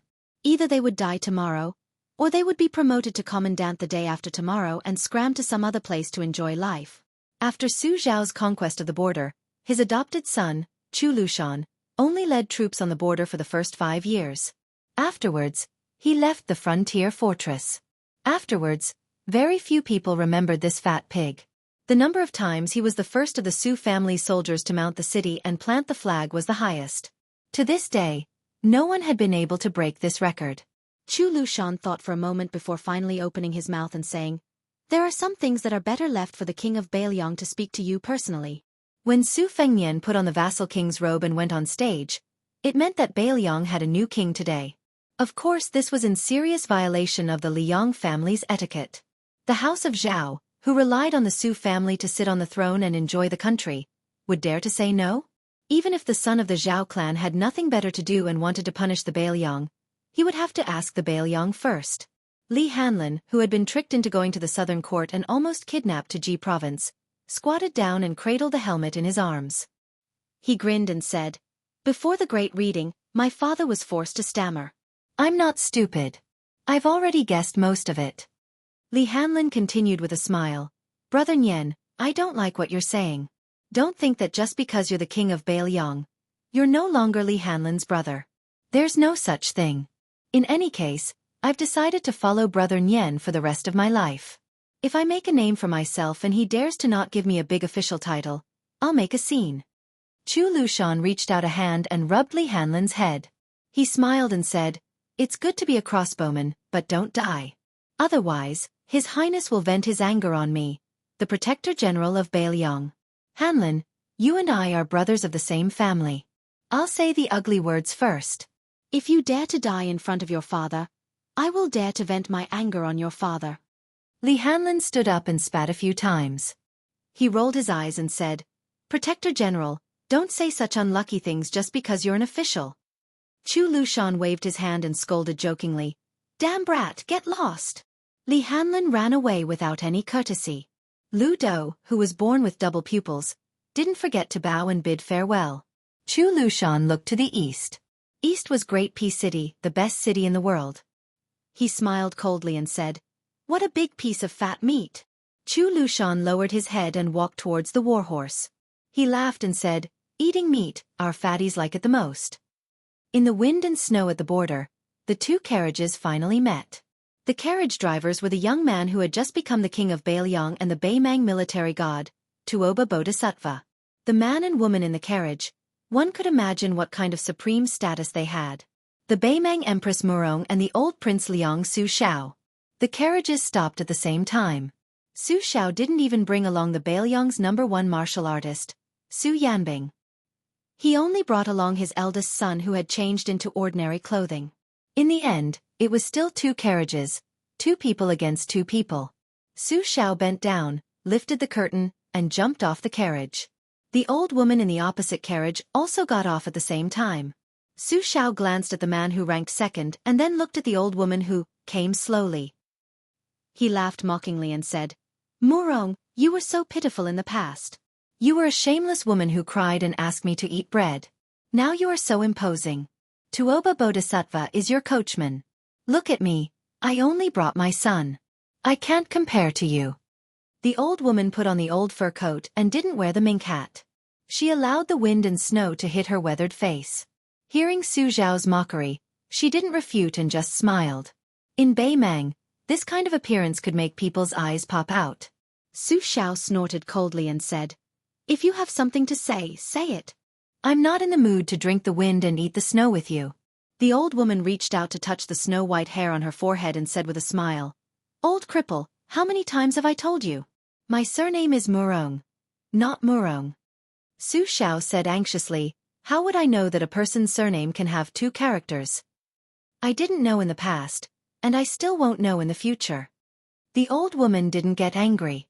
She walked a few steps closer and said softly, "There are 10 great clans in the Central Plains during the spring and autumn period. 2 of them have a compound surname. If I remember correctly, they were all defeated by you, Su Xiao. Don't you remember? They were all eaten by you? Su Xiao, oh Su Xiao, you're really old. Fortunately, you've never been handsome in your life. You were like this when you were young, and you're even uglier when you're old." Su Xiao laughed and said, "I'm a man. Why should I compare my looks with a woman? Besides, do you think you were good-looking when you were in Liaodong? Compared to my wife, you're worlds apart. Only Beimang, that old lecher, was blinded by lard and blind with dog eyes. That's why he took a fancy to an ugly woman like you." The old woman was still not the least bit angry. She smiled and said, "When I was young, whether I was good-looking or not, each flower entered their own eyes. It's hard to say, but I really can't be considered ugly. Besides, when a woman is old, she can still look like a little dragonfly with a golden hairpin. It's just that who would believe that the world is still young? Su Xiao, don't you think so?" Su Xiao put his hands in his sleeves and shivered. He said mockingly, "Sour, really sour." The old woman released her hand from her forehead and spread her hands in front of her. She lowered her head and glanced at them. Then she looked up and stared at the age spots on Su Xiao's face. She calmly said, "We're all old. I'm ugly, you're also hunchbacked. Don't insist on fighting to see who's better. As for me, in this life I've only lost because I'm too focused on winning and losing to myself. That's not good. You're too sentimental. That's not good either. Even if you're a top official, you still don't have a good life. Otherwise, if you were willing to lower yourself to me and come to Beimang, you wouldn't need to care about anyone's mood. You should know that even I won't give you any face." Su Xiao turned his head and spat heavily into the snow.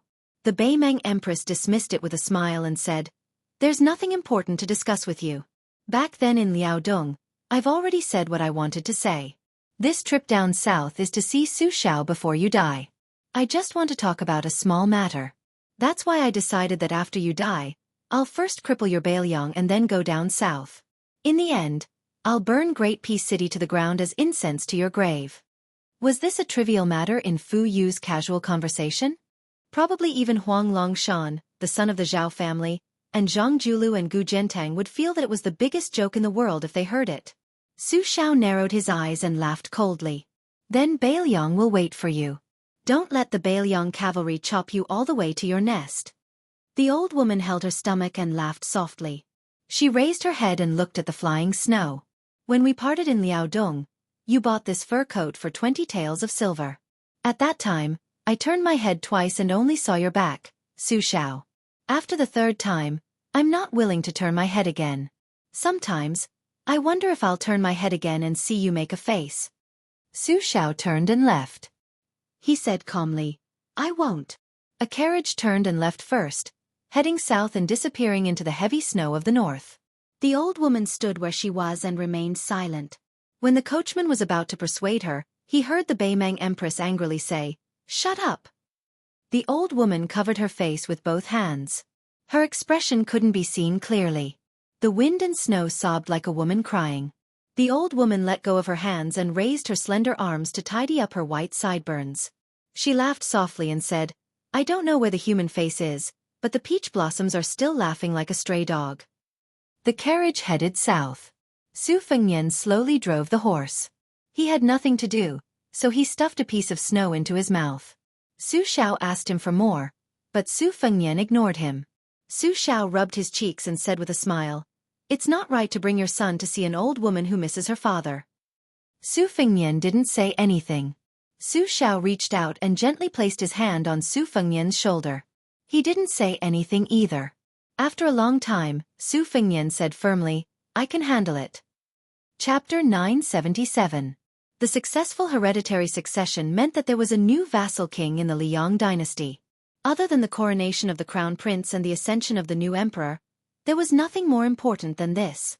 Moreover, this new vassal king was the king of Beiliang. Not only Liangzhou, but Yuling and Liangzhou were also decorated with lanterns and colored banners.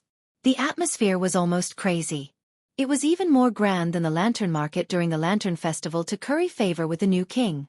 In particular, those tyrannical families were secretly competing with each other to see which family had the largest number of lanterns. It was as if whoever dared to put up fewer lanterns would be exposed the next day, and then dragged out to be beheaded. The result of the constant competition was that there were more and more festive red lanterns hanging in the house that didn't lack money. There were so many that people's eyes turned red and they felt sick of it. The prince's mansion on Mount Qingliang didn't have much of a fuss. The lanterns were added at the last minute, but it was much simpler than in previous years. However, the stewards and servants of the mansion were all happy and walked a little more briskly. These people were naturally happy. Who didn't want the new master of the mansion to be successful? When one person achieves the Tao, all his chickens and dogs will ascend to heaven. If the new king of the prince's mansion couldn't control Beiliang, it would become a situation where the guests bullied the masters. Everyone in the prince's mansion wouldn't have any good days. After the father and son of the Su family returned to Liangzhou from the border, they could often see the young master, who was now called Prince Liang, walking around the mansion with the general. The sharp-eyed and attentive people secretly counted on their fingers to see which of the two future princesses accompanied the father and son more times. Later, they simply didn't care about it because the number of times the Lu family woman of Qingzhou visited could be counted on one's fingers. Wang Dongxiang lost to that female literary master too many times. However, from time to time, they would bump into the daughter of the Lu family helping second commandery princess push the wheelchair.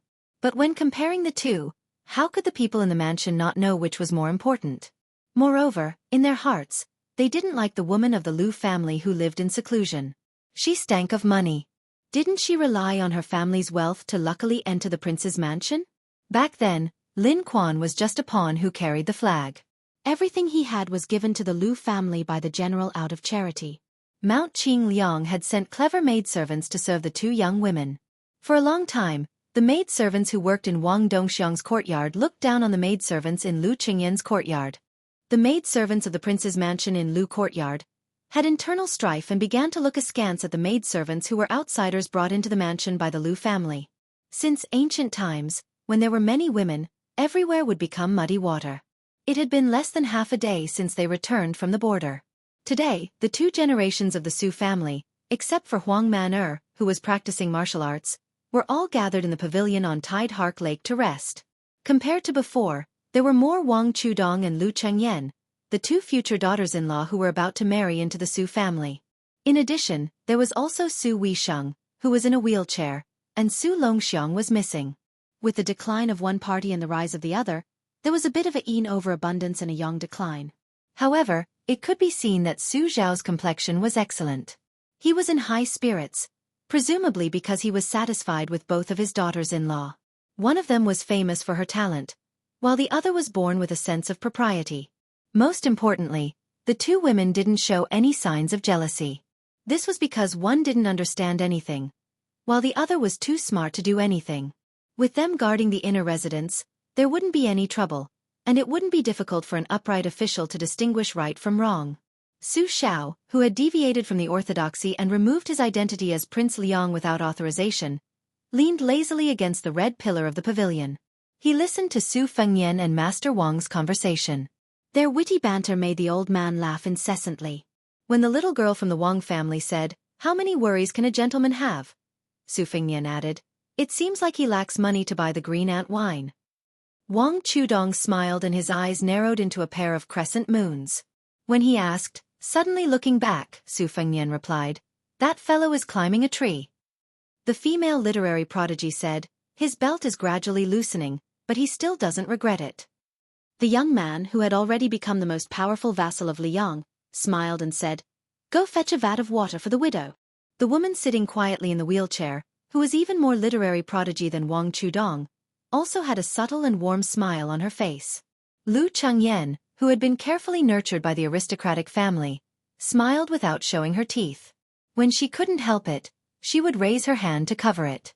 However, even a person with poor eyesight could tell where Wang Chudong was. He naturally stood close to Su Xiao and Su Fengnian. Lu Chengyan, on the other hand, could only side with Second Commandery Princess, who was in charge of the Hanlin Academy of Red Women. Su Xiao smiled and said, "Nian sen Qingyan out.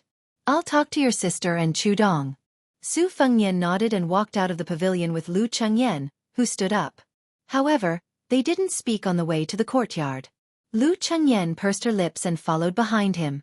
When they turned around at the entrance of the courtyard, she was already smiling at him. Su Fengnian wanted to say something but stopped. After hesitating for a moment, he chuckled and said, "Remember to go out and relax more. It's not good to always be cooped up at home. Bailiang's scenery isn't as beautiful as Jiangnan's, but the north also has its own unique scenery. It'll be a pity if you don't ride a horse and see it yourself. I should be accompanying you, but I'm tied up with work right now and can't be lazy. Furthermore, I'll have to go out very soon to clean up the mess caused by the 200,000 refugees. If you're still in the mood when I come back, I'll take you to Mount Wudong." Lu Qingyan's eyes became charming after her heartfelt joy.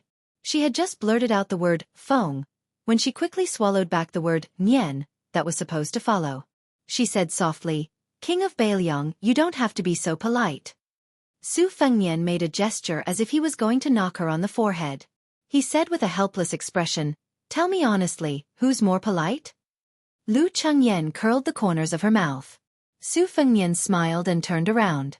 When he turned around again, he saw her standing at the door with her hands twisted in her sleeves. He waved at her and then left. Su Fengnian didn't see Su Xiao at Tide Listening Lake, so he walked towards the mausoleum of Wang Fei, which had always been cold and cheerless. He walked quietly into the mausoleum that was said to be more solemn than the vassal kings. He reached out his hand and drew across the stone statues with solemn postures. At the end of the mausoleum, there was a hunchbacked old man sitting in front of a tombstone. There were very few ancient trees in the mausoleum. It was rumored in Bailiang that it was because the sword aura of the sword fairy's mother was too strong. Even after she passed away, she still had the vigorous aura of a sword fairy. Therefore, there weren't many ancient trees left in the mausoleum of Wang Fei.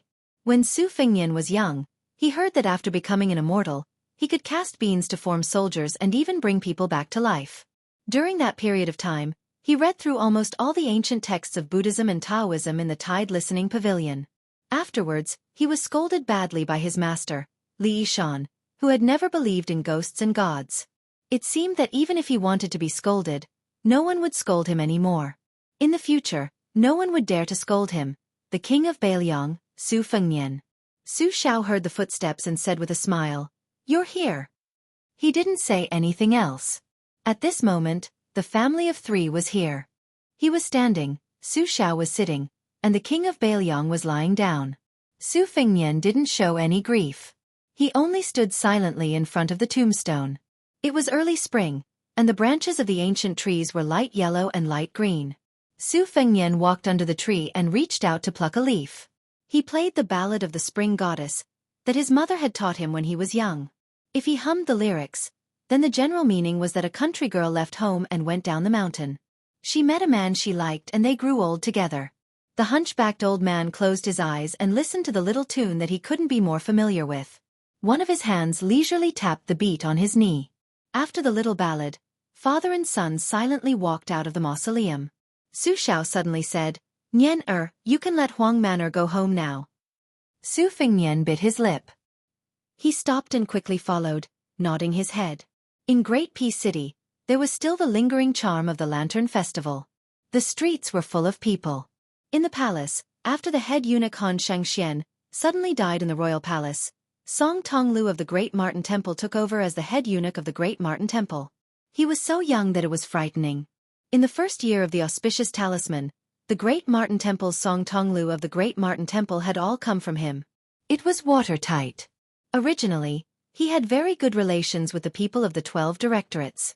After he resigned from the Internal Officials Directorate, he focused on handling the duties of the head eunuch of the Ceremony Directorate. He gradually distanced himself from many of the old eunuchs who had worked their way up to the title of Mink Temple. As a result, Song Tonglu didn't even go to the master who had given him his name. Since he had entered the palace and become a eunuch, he had to respect his master far more than his father. This was an unshakable rule. The reputation that Song Tonglu had worked so hard to build was like water in a copper hourglass.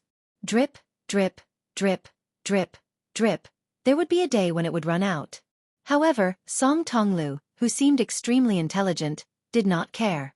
Today, he carefully followed the father and son to the tall building.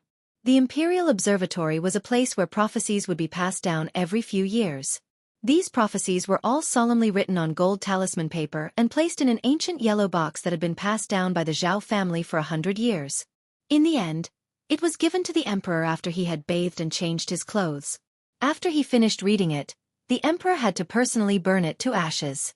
Chapter 978. After Song Tonglu became the head eunuch, 2 hours ago was the first time in his life that he brought back a clay box from the imperial astronomer. After that, the emperor rushed to the imperial astronomer expressionlessly. However, Song Tonglu, who had been serving the emperor for many years, knew that ever since he saw the emperor, he had never clearly sensed that the emperor was so happy. When they went to the tall building this time, the emperor called for His Highness the Crown Prince. Outside the building, there was a group of people of varying heights, old and young. After the death of the old eunuch, the one who took over the imperial astronomer was not the prestigious Lord Xueqi, but a young child. In the past, the old eunuch had nicknamed him Little Bookshelf. Everyone inside and outside the imperial astronomer had followed suit and called him Little Bookshelf, forgetting the child's original name. Other than the eunuch who was supposed to be at the age of a private school, and the highly respected Xueqi Song Yujing, there was also a new nobleman in the capital, the Prince of Qingqing Wu Lingsu, who wore a purple Taoist robe. Now this prince with a different surname, other than Su Xiao, was the Taoist leader of the northern Taoist sections.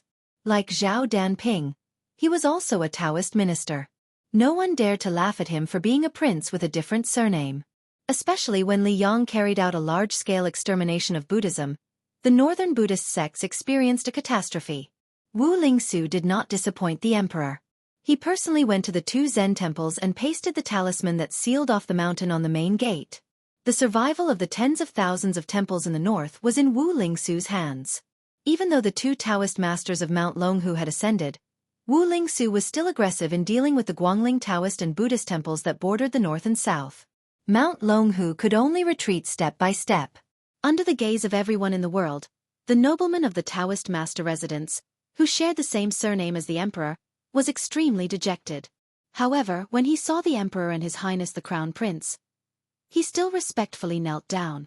The other members of the imperial astronomer originally followed the usual practice of standing and bowing with their hands clasped in front.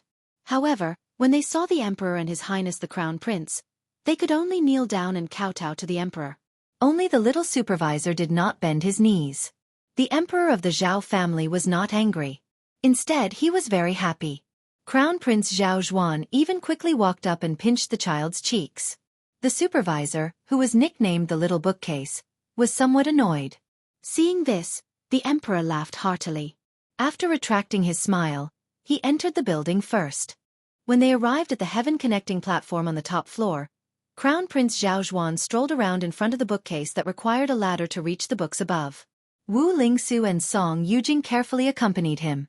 However, His Highness the Crown Prince was famous in Great Peace City for being easygoing and good-natured, so Wu Lingsu and Song Yujing were not too reserved. When the Crown Prince joked that he liked daughters more, he asked Wu Lingsu, who had once used her bedroom techniques to flatter the officials in the capital, if there was a way for the first child to be a daughter instead of a son. This left the Prince of Qingqing tongue-tied. He didn't know how to answer. The old-fashioned Song Yujing smiled knowingly. She thought that His Highness the Crown Prince truly had the heart of a child. It was not easy to have such an heir. Outside the building, there was a star-picking path made of 81 pieces of white marble. It abruptly extended 60 feet from the building. The emperor of the Zhao family and the little supervisor were walking in front of each other on the spotlessly white beam of heaven and earth. The spirited child seemed to have no fear of this middle-aged man sitting in the dragon chair. The emperor did not mind this small matter at all. There were too many people in the world who were willing to be his cows, horses, or dogs. Having one or two people who were not afraid of him and did not pose any threat to him was not a bad thing but a good thing. There were people in the world who were not afraid of him at all. The nearby ones were the little bookcase.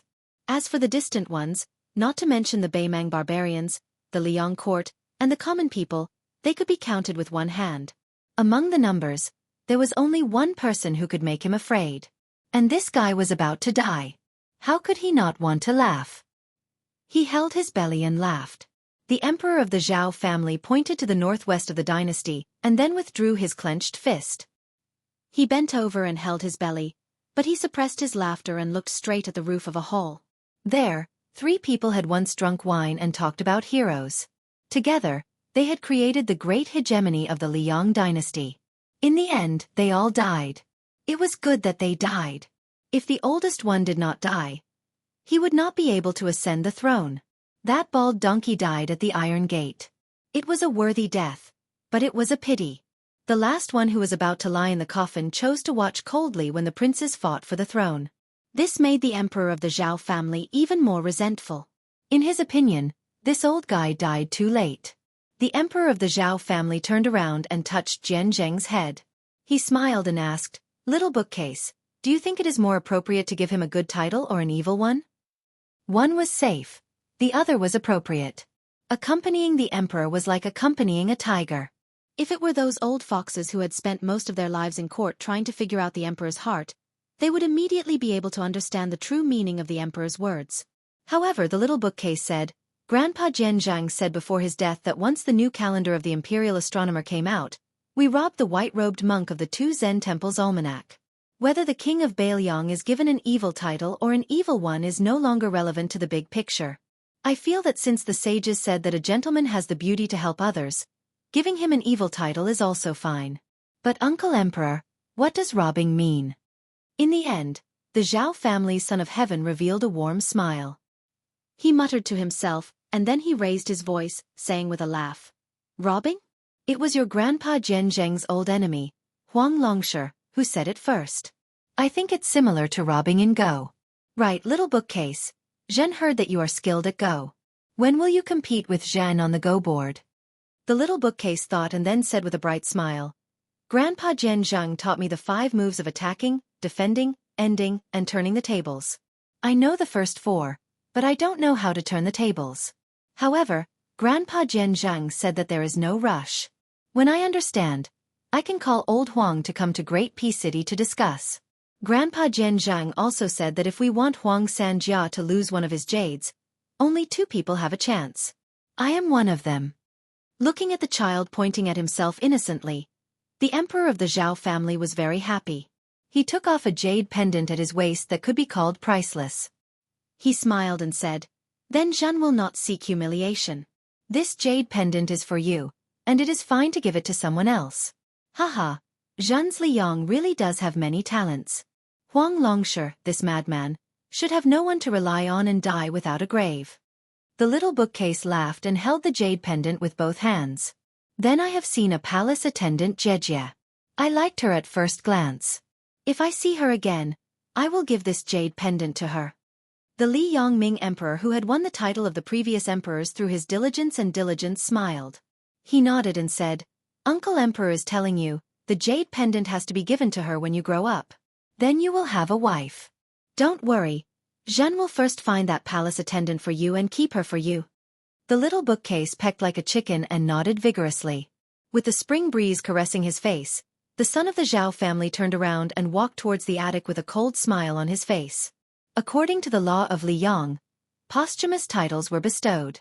Beautiful posthumous titles were divided into civil and military officials, with characters at the beginning, and then the character Zhang at the beginning, followed by the characters Zhan, Zhong, Duan, Kong, Yi, and so on. The posthumous titles of military officials were on the lower side. The number of characters was also fewer, but they were still divided into 18 ranks. Therefore, there were two sayings. Scholars should be bestowed 24 titles and men of character should be bestowed 18 titles. In the past few years, most of the court officials who died were civil officials.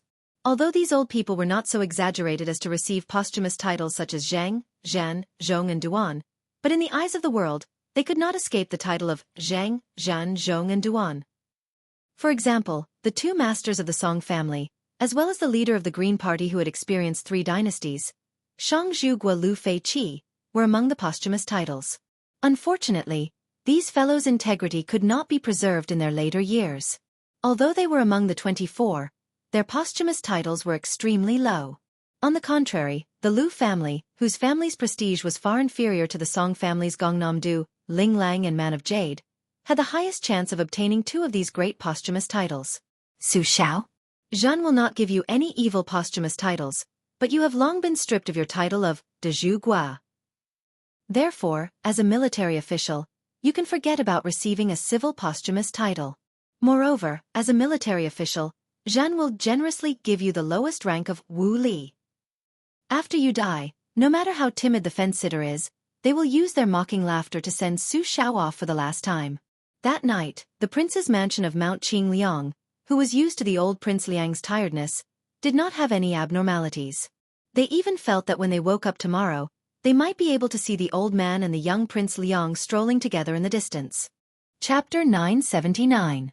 In the inner room of Su Zhao's small courtyard, Su Weisheng's wheelchair was close to the door. Her hands were placed on her lap, tightly clenched.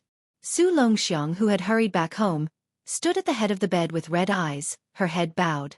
Looking from outside the door, she could only see the back of a person sitting by the bed.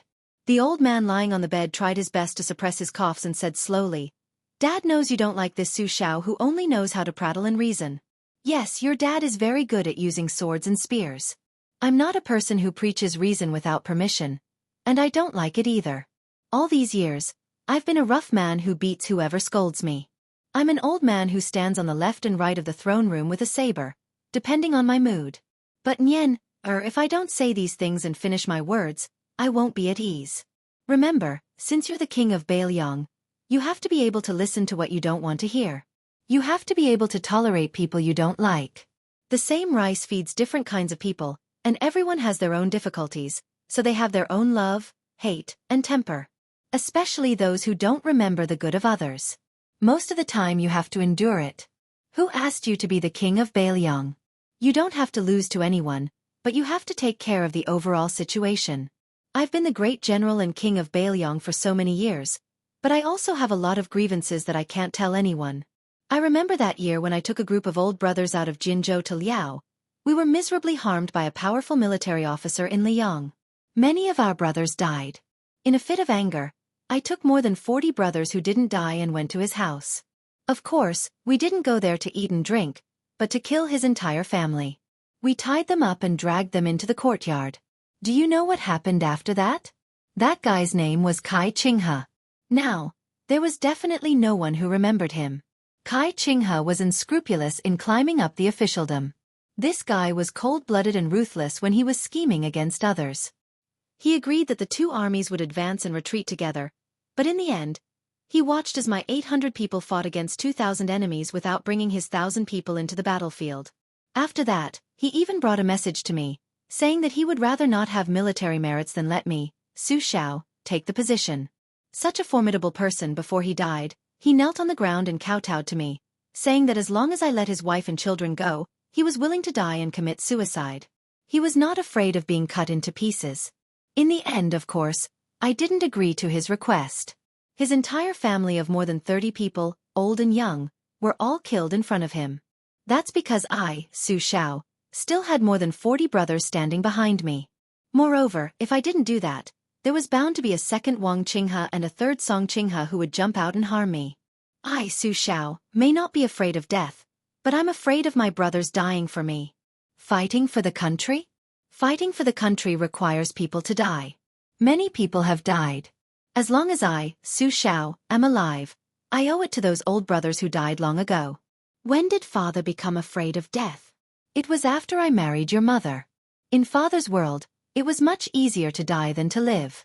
Those who were afraid of death might not necessarily be able to avoid death, but those who weren't afraid of death would definitely die. Father had seen too many people die like this. Moreover, many of them died in father's hands. But the older father got, the more I didn't dare to kill people. Father told himself that even if he didn't care about himself, he had to accumulate virtue and fortune for his 4 children. Wasn't this the reason? No matter how uncouth father was, he also knew that as a parent under the heavens, there was no reason for him to leave anything good for himself. When father was young, he wasn't sensible. He was much more sensible than you were when you were young. He only knew how to muddle along, thinking about the outside world all day long. He wished he could leave home thousands of miles away. How could he think about any home? After the 2 elders left, he didn't feel that he had a home. When he left Liao, he told himself that even if he were to die, he would die in glory outside. He would rather die than return to that small place. Later he met your mother. After tricking your mother into the family, he felt that wherever she was, that was where my home was. Later when you guys were born and she left, he felt that wherever you guys were, that was where my home was. Our family was different from many other families. In our family, it was the other way around. Your mother always played the role of the good cop and played the role of the bad guy. As for father, he protected the few of you. Your mother rarely got angry. There was once when father and mother weren't by your side. When father and mother bullied you, you should fight back. If you couldn't beat them, you should use stones to smash them. If you could pick up a knife, you should use a knife to chop them. Your mother got angry. At first, father felt that it was reasonable. My son was such a kind-hearted child. Who would dare to bully him? How could I not let him lie in bed? My son let other people's sons lie in bed. As his father, Su Xiao, let his father lie in bed together. This was the principle of the old Su family. After your mother got angry, she calmly told me that it wasn't that she couldn't bear for others to bully Xianyan. It was just that Xianyan was destined to not be a child of an ordinary family. If he developed a fierce and perverse character, he would never know how to be kind to others. He wouldn't know that suffering losses was a blessing. In the end, the one who would suffer the most would definitely be her own child. She even said that Su Xiao would die of old age one day. At that time, no one would be able to protect Xianyan. Your mother passed away early. Father, who was the most unruly person, couldn't teach you anything. However, I firmly remembered your mother's words. Spoiling a child is equivalent to killing a child. Nian, those few times when I got angry at you, it wasn't because I blamed you. It was because I didn't fulfill my duty as a father well. In the past, you were always unwilling to call me father. I really wasn't angry. Every time you hit me with a broom, every time you hit me, it hurt more and more. I knew then that father was old and you had grown up. This was a great thing. The old man's words were intermittent. They were always interrupted by heavy breathing and difficult coughs. That young figure didn't say anything. He only held the hands of the old man on the bed with both hands. This old man who had never shed tears in front of any of his children, this old martial artist who had been cursed by all levels of society as a butcher, finally couldn't stop his tears from flowing today. Even if the old man wanted to wipe them away, his essence, energy, and spirit had long dried up like oil in a lamp. He also didn't have the strength to raise his hand. Meanwhile, that young man whose expression couldn't even be seen by his older sister and younger brother didn't even dare to stretch out a hand to help the old man wipe away his tears. He was scared that once he let go, the old man really would leave. Being called a loner after becoming an emperor is because there is a difference between the monarch and his subjects. Moreover, after being an emperor for so long, you really don't see yourself as a human anymore. You really think you're some bullshit son of heaven. Our Su family relied on our own efforts to become this king of Bailiang. He's not much different from an emperor. Nian, let's not talk about other things. The feeling of being a loner is not good. Father has tasted it before, so I don't want you to walk down this old path even more. That's why back then, when I let Yan Jeshi's family go and let them go to the capital to become relatives of the imperial family, Father has never regretted it. Su Xiao even dared to curse the old grand secretary until he was half angered to death, So how could he place a pedantic scholar in his eyes? Father just doesn't want you and Yen Chiji brothers to become enemies. Even if you two are destined not to be brothers, it's good enough to let you two have some good memories. Father's happiest moments these past few years, one was returning home from the border, seeing all of you well, the other was occasionally dreaming of your mother. Ever since your mother agreed to marry me, I, Su Xiao, have always owed her. The only thing father complains about her is that she left early. Between husband and wife, the one who leaves later is the one who suffers the most. This suffering isn't about working hard for the family business. It's all what we men should do. It's just that many times, when something good happens, there's no one by my side to say a few words. Either that, I miss her very much, but I can't see her, right? The world is very big. Father has traveled to many places and met many people. But in father's eyes, there has always been only one woman, your mother. At the door, Su Weisheng covered his mouth with a fist, still sobbing uncontrollably. The loquat tree in the courtyard was personally planted by your mother after she came here. In the future, when there are loquats and you miss father and mother, remember to pluck some and put them on the grave. Nian father will leave your second sister and Huang Manor in your care, as well as our Su family. Our Su family's 300,000 armored cavalry. In the future, you'll have to carry them alone. You'll be very tired. Don't blame father for letting you take on this burden. The young figure nodded. Huang Manor raised his arm to cover his face, sobbing softly. When the old man said the last words of his life, Su Weisheng threw himself out of the wheelchair, wailing loudly. The young figure raised his head. With his back to the siblings, he only opened his mouth wide, crying silently for fear of disturbing the old man who had his eyes closed. In the end, the old man said, "Father, sleep for a while." Chapter 980. During the rainy season of the first year of Xiangfu, Beiliang Palace removed all of its large red lanterns. The festive red couplets were also replaced with white couplets in the wee hours of the morning. Coincidentally, there was a slanting wind and a drizzle. The trees wanted to be quiet, but the wind and rain did not stop. The children wanted to be nurtured, but the parents were no longer there. The raindrops struck the roof tiles of the tens of thousands of clumped-together tiles. From far to near, gently and heavily, they wrapped around fine streams of water that trickled down the roof troughs and eaves. It was like a wine cup hanging from a wine cup, a dense web of knocking and gliding notes. When the couplets outside Mount Qingliang were changed to couplets that everyone could see, all of Liangzhou was dumbfounded. Word spread from 1 to 10, and from 10 to 100. Many old people gathered their courage and came to the outside of the prince's mansion at the foot of the mountain to personally see the ghastly white couplets. Then, 2 hours later, not a single firecracker or drum could be heard in the city. The main road of Liangzhou led directly to Beiliang Palace. The streets were covered in white mourning. Afterwards, Liangzhou's provincial governor, Xueqi, dressed in mourning robes made from the coarsest linen, led all of the Liangzhou government officials to the E-gate. Xueqi did not step onto the steps. Instead, he stood at the bottom of the stone steps and faced the tens of thousands of Liangzhou commoners on the main road. After a moment of silence, he turned around and shouted with all his might, "Bow!" The wind and rain were dark. A large swath of people knelt on the streets in a vast expanse of whiteness. 1 bow, 3 kowtows. The sound of the 3 kowtows was as heavy as spring thunder. Bow again. Bow 3 times. 1 bow, 3 kowtows, 3 bows, 9 kowtows. Great Peace City, Jingxia. The officials of the capital all considered the mourning court to be hard work. Many old foxes of the officialdom had long since developed the ability to enter the Forbidden Palace on time. However, 80 to 90% of the officials had gathered early outside the palace gates. A strange celebratory atmosphere appeared on the Imperial Road. No one went to break that layer of window paper. Although everyone in Great Peace City already knew that the old man from Beiliang was finally dead, countless people were clapping and cheering. They formed cliques and groups. For this reason, they floated white after white and were dead drunk. They had to be carried home. According to the laws of the Liang dynasty, the death of a vassal king must be reported by the crown prince to the imperial court and the court of imperial clan within the capital. Lame Su was a king with a different surname, so the court of imperial clan did not mind.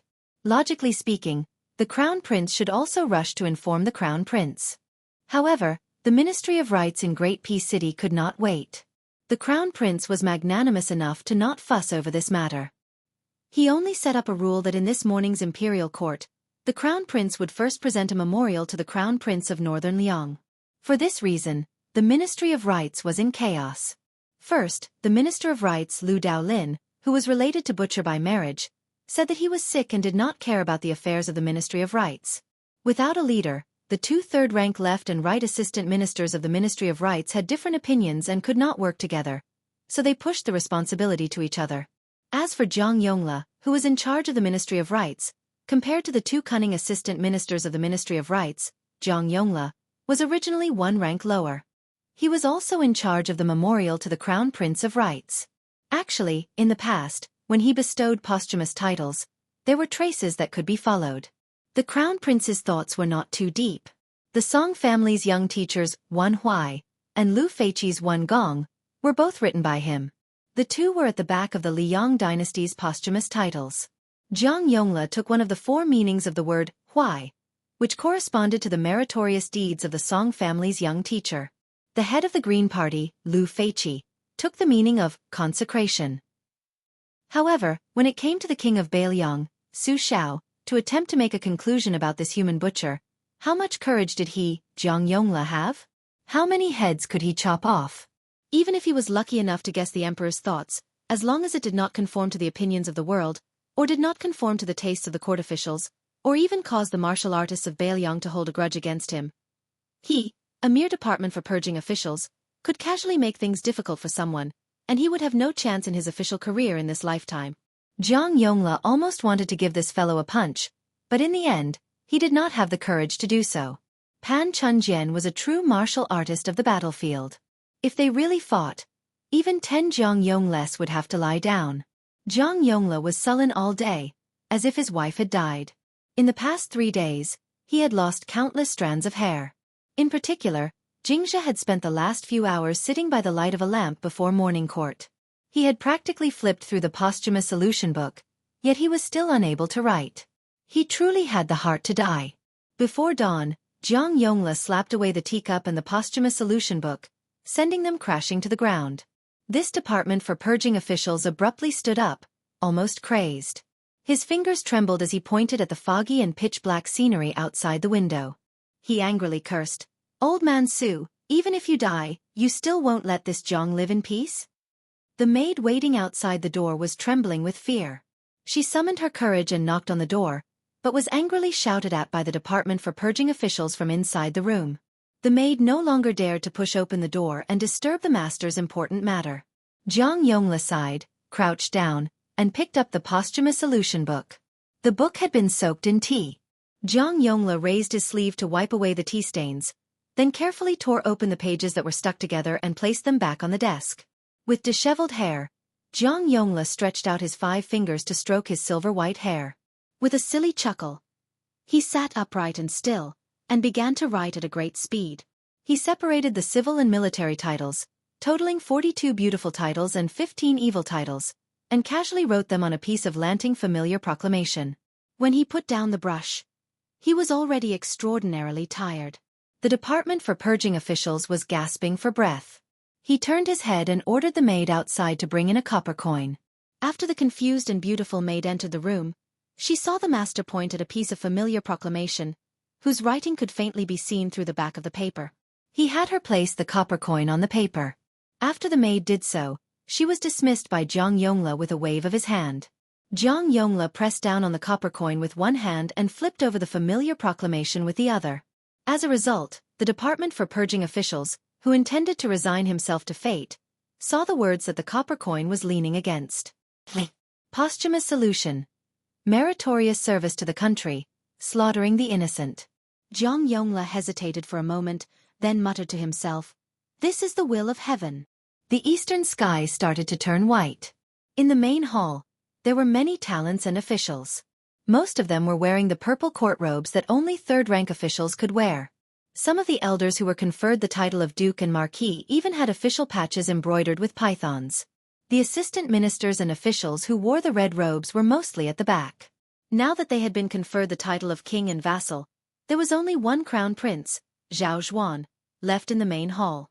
He stood alone in front of the officials to his left and right, closest to the 9 steps. the emperor of the Zhao family sat on the dragon throne. 2 giant incense burners were surrounded by immortal qi. He sat in the north and looked towards the south.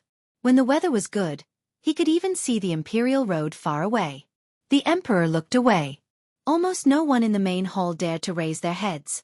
Only Grand Secretary Zhang Julu, 2 or 3 officials of the 6 departments, and a few generals dared to look at him.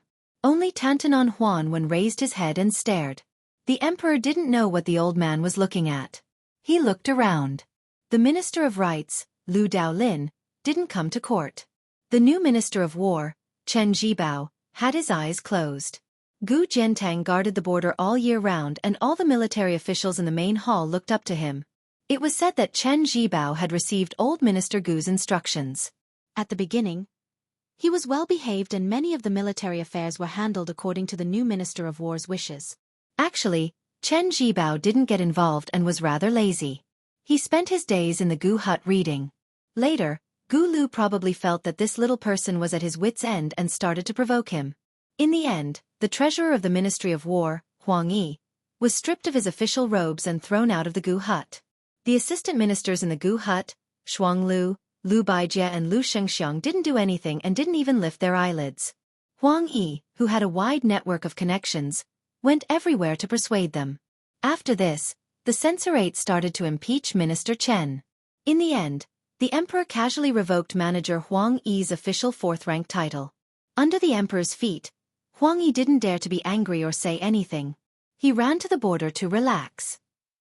However, the pillar of country, Gu Jiantang, didn't even want to see him. Huang Yi was still a bachelor and became a joke in the capital. Chapter 981. If the group of old fellows from the censorate didn't bark at the morning court in Liang, it wouldn't have led to chaos among the various factions.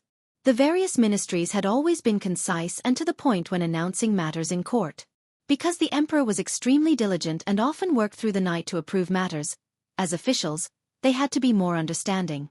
All kinds of matters would receive the emperor's nod or rejection in the central government of the dynasty. The policies passed would then be disseminated to the world and benefit the north and south. Today's morning court was unusually smooth. The Minister of Revenue, Wang Xiongui, reported to the emperor about last year's land measurement and tax collection in Jiangnan and Guangling, as well as the audit of the various storehouses and granaries. As the next helmsman of the Zhang faction, Wang Xionggui's knowledge and achievements were outstanding. When he reported, his voice was mellow.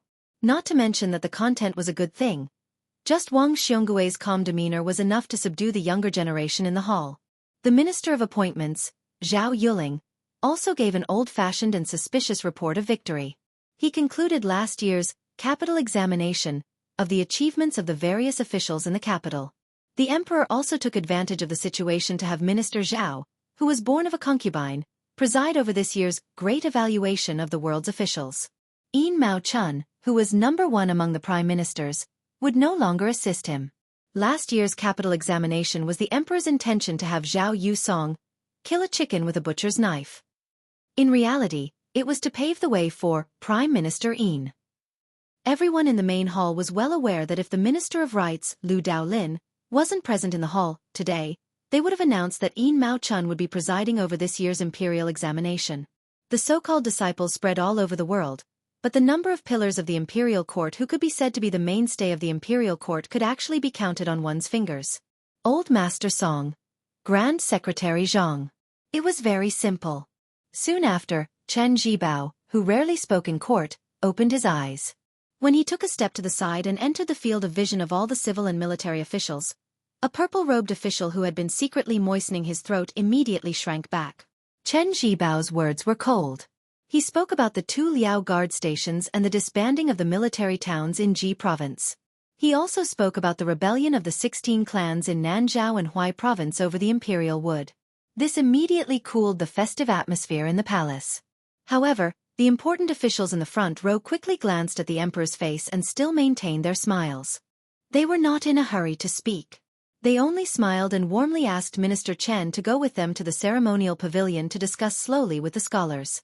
Naturally, there would be a few clerks recording and archiving things on the side. Afterwards, the Assistant Minister of the Ministry of Justice, Han Lin, who had a conflict with Minister Wang of the Ministry of Revenue last year, reported on the matter. There were also 2 grand secretaries of the Ministry of Justice who filled in the gaps and said some irrelevant things. Then, when the left servant Huan Wen finally slowly withdrew his gaze and coughed, everyone immediately became alert. A good show was about to begin. The blue-eyed purple-bearded Zhang Julu was standing right next to Tantanon, but he turned a deaf ear to this. He only looked towards an empty space not far from Crown Prince Zhao Zhuan. 2 years ago, there was still a chair set up for West Chu's Grand Preceptor Sun Shiji. Only, ever since the old man entered the Ministry of Justice and resigned from his position as the left servant, he was demoted to a mere second-rank Guangling Dao scripture envoy. Now, there was no one left. Grand Secretary Zhang then turned around to look behind him. His student Wang Xiongui and many other ministers were all looking towards Jiang Yongla. Meanwhile, the Ministry of Personnel Zhao Yuling, who was standing next to him, just happened to be looking behind Grand Secretary Zhang. Caught red-handed, Zhao Yuling, who emerged from Eternal Hui's spring, immediately turned his head. From Eternal Hui first year to Eternal Hui fourth year, it was precisely the beginning of the current emperor's ascension to the throne. Zhang Julu also became the current Grand Secretary at that time, continuously ruling the imperial examinations for 4 years. He, Zhao Yuling, his fellow countryman Yuan Gua, as well as Yin Maochun, Wang Xiongui, and Han Lin, these 3 were all carps that jumped over the Dragon's Gate, could be considered fellow disciples of the same master, all of them Grand Secretary Zhang's disciples.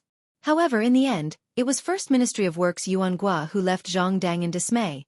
Then Yin Maochun, who entered Hanlin Academy, establishing his own school. Immediately afterwards, Han Lin was also expelled from Zhangdang by Grand Secretary Zhang, never stepping foot into that Zhangdang again. The Ministry of Personnel, which had great authority among the 6 ministries, had always been viewed as Grand Secretary Zhang's own residence. Unfortunately, during these years, they also seemed to be united on the outside, but actually broke apart. Zhao Yuling felt a bit of guilt towards this, but it couldn't be said to be regretful.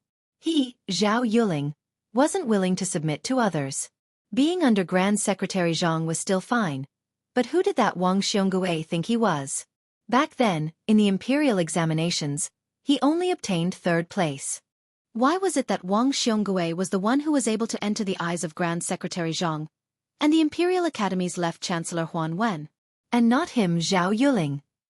Now that General Gu had left the Ministry of War, the 6 ministries had returned to normal, and the Ministry of Personnel in his hands was in charge.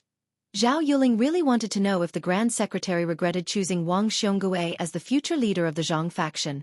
A trembling voice in the Great Hall interrupted the Minister of Personnel's reverie. Jiang Yongla of the Department for Purging Officials of the Ministry of Rights braced himself and walked out of the ranks.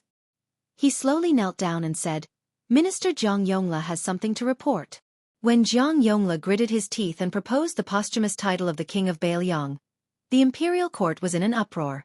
The meritorious generals even let out undisguised mocking sneers, while the civil officials all had strange expressions. Zhang Julu frowned, and Tantanon began to stare blankly at the beam of the Great Hall again. Yang Shenxing, who wore a second-rank lion official robe, was a famous general of the current era who had made a name for himself in the spring and autumn period. He had been granted the title of General of an Kingdom. He was already in his 80s, but several generals who were 7 or 8 years younger than him had lived longer than him. After those old fellows died and were granted posthumous titles, there were few descendants in their families who could hold up the position. As for those who inherited the titles of General of an Kingdom, there was a gap in age between them. Moreover, because their military achievements and reputation were insufficient, it was very difficult for them to be mentioned in the same breath as Yang Shenxing. It could be said that among the military officials of Liang, other than Gu Zhentang and 2 other old generals, no one dared to not listen to Yang Shenxing, who was in charge of the military defense of Jingji. The old but sturdy Yang Shenxing saw that no one in the Great Hall was responding, so he casually walked out. When old people entered the Great Hall, they had to kneel, but there was no need for them to do so. Yang Shenxing first cupped his fists and saluted toward the dragon throne. He then looked at Zhang Yongla and sneered, "Su Shao has committed grave sins. When he was alive, he was the king of Bailiang and even received the title of Pillar of the State. He was already immensely benevolent. Now that he's dead, how can he be worthy of Wu Shiba? Casually pick one of the first few posthumous titles, and the imperial court will already be treating Su Shao well." When the old general said this, Zhang Yongla didn't even dare to breathe loudly. His head was so low that it almost touched the ground. The fourth-rank Skylark official patch on his back was clearly soaked with sweat. The Zhao family's son leaned back against the dragon throne with a faint smile. The assistant minister of the Ministry of War, Lu Xianxia, stepped out and said calmly, "I think Su Xiao should be posthumous." The imperial court was in an uproar. This posthumous title was one of the last few in the list of posthumous titles. Betraying one's superiors and rebelling against one's superiors was almost the same as defining Su Xiao as a traitor of the Liang dynasty. Many people looked toward the Minister of War, Chen Jibao, who was in front of Lu Xianxiang. Unfortunately, his tall and straight back was as steady as Mount Tai, and they couldn't see any clues. Zhao Yuling seemed to see the shoulders of the Grand Secretary at the front of the line move slightly. Then, the former Bailiang official, who was now a relative of the imperial court, Yan Jieshi, stepped out. Last year Sir Yan, who had been appointed as the Grand Secretary of the Cave Abyss Pavilion, shook his sleeves and knelt down. He said in a low voice, "I think the words of the great general of Ngua are more appropriate." This disappointed many of the officials who hoped that this fellow would stubbornly insist on giving Su Xiao a posthumous title. However, very quickly, the disappointed officials and generals smiled knowingly. The Right Chancellor of the Imperial College, Jean Lanting, stepped out of the line and said in a clear voice, "Your Majesty, I agree with Assistant Minister Lu's suggestion. Su Xiao has stolen Bailiang, and his treacherous actions are too numerous to be recorded. Only by giving him the posthumous title of military resistance can we pacify the people of the world." The corner of the Zhao family's emperor's mouth curled up, but he still didn't say anything. The left chancellor, Yao Baifeng, snorted. Not only did he step out of the line, but he also intentionally or unintentionally used his shoulder to push Jean Lanting. Only then did he say, "Great General Su Zhao's contributions to the imperial court cannot go unnoticed, and no one can compare to him.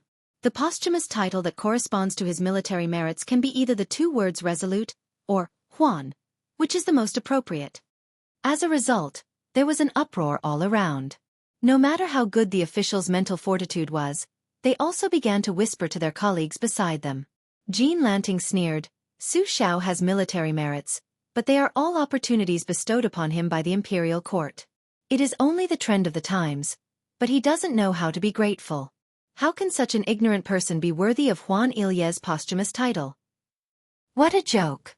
Official Yao, aren't you afraid that once this posthumous title is given, the people of the world will be disappointed?" With Jean Lanting being the first evil person to shed all pretenses of cordiality, the three grand secretaries of the imperial court, who had already discussed this beforehand, quickly stepped out of the line and agreed with Lu Xianxiang and Jean Lanting's posthumous title. The big shots of the imperial censorate also responded one after another. The public mood immediately surged, many sarcastic and ear-piercing words appearing. Xiongzhou's great scholar, Yao Baifeng, was so angry his face turned pale. From start to finish, the Minister of War who should be speaking out against Lame Su the most didn't open his mouth, and Grand Secretary Zhang who should be adding fuel to the fire also remained silent. During this time, the Ministry of Appointments Zhao Yuling and Ministry of Revenues Wang Xiongui seemed to have a tacit understanding, both of them wishing to step out at the same time. In the end, Tantanon turned around and glared at them, both of them pulling back their steps with bitter smiles. In the end, after the emperor stood up, he expressionlessly looked down on the civil and military officials of the imperial court, lightly saying this before withdrawing from the court.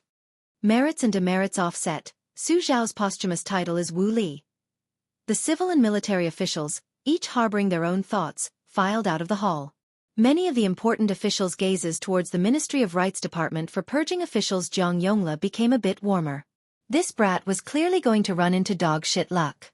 Who would have thought that such a great disaster would actually forcefully turn into an enormous blessing for him? Huan Wen surprisingly didn't leave the hall together with his good friend Zhang Julu, instead quickening his steps, crossing over the threshold early on, walking with all smiles behind Jean Sabin who was just about to walk down the white jade steps. He patted his shoulder, telling this refined Right Chancellor that he had something to discuss. Soon after, a robust young man walked to the corner of the corridor outside the hall. Jean Lanting thought that this was his suggestion from the morning court and that it was accepted by the Zhang faction behind Tantanon. He was a bit secretly delighted, feeling that he was most likely going to become Zhang Lu's new noble. In the end, the result was that old man Huan smashed a fist into Jean Lanting's face with all his strength, cursing, "How many knives did I take from you in the past?" Later, I'll pay you back according to the amount of silver, you dog thing. The right chancellor covered his face, staring blankly at the old man's departing figure, as if the sky had collapsed.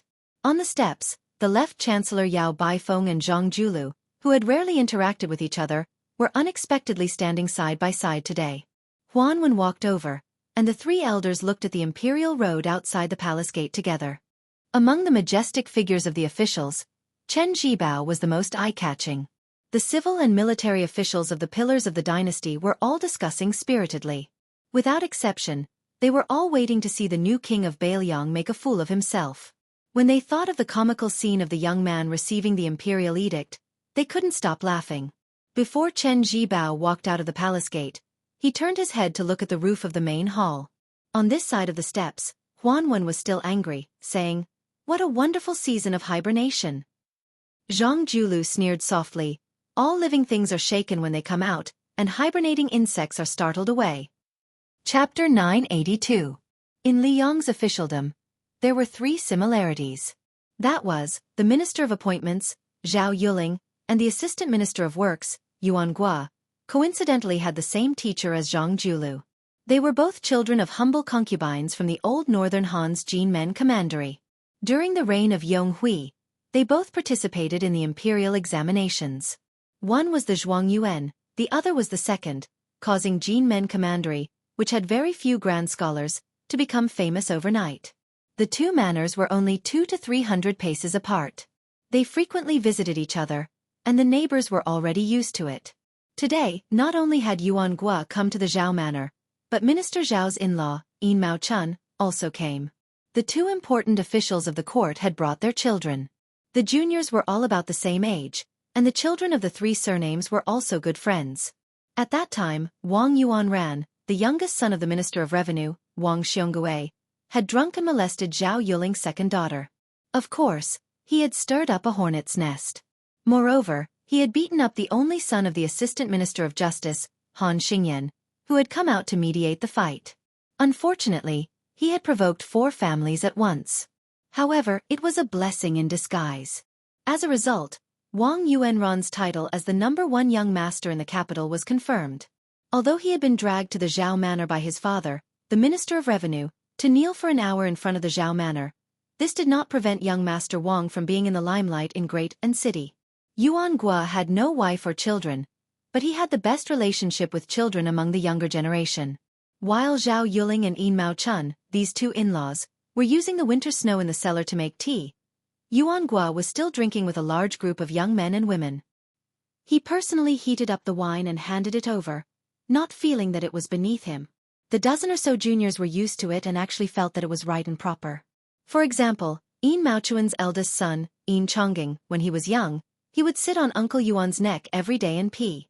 The uncle and nephew even jokingly agreed that in the future, Yin Chongging would take care of Assistant Minister Yuan in his old age and send him off when he died. Just like when Han Xingyan went to drink with prostitutes for the first time when he was young, he was tricked by the old Yuan Gua. This made the old scholar Han Lin furious, so angry that he ran to the Yuan mansion's tightly shut main door without wearing shoes and cursing for a long time.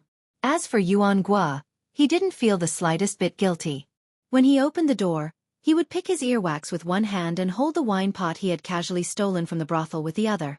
With a mischievous smile, he asked Assistant Minister Han if he wanted to drink, angering Han Lin to the point that he broke off all relations with Yuan Gua. However, after this, Han Xingyan would often sneakily ask Yuan Gua for wine. Han Lin couldn't control him even if he wanted to, so he might as well not be troubled by it. Yin Chongging and Han Xingyan, as proper officials of the capital, had both participated in that morning court session. However, their ranks weren't high enough to enter the hall, so they naturally couldn't hear the storm raging in the hall clearly. At this time, Yuan Gua was sitting on the couch, holding Yin Mao Chuan's eldest grandson in his arms. He dipped his chopsticks in wine for the child to open his mouth and taste while vividly describing the 8 immortals crossing the sea in the imperial court. After Assistant Minister Yuan's embellishment, everyone who heard it was shocked. Just then, Grand Secretary Zhang's unbetrothed daughter and Prime Minister Yin's youngest daughter also entered the room. Yuan Gua, like an old urchin, shamelessly asked the 2 girls to be his uncle and massage his shoulders. Zhang Gaoxia, who was notorious among the children of Great and City Yamen, glared at him.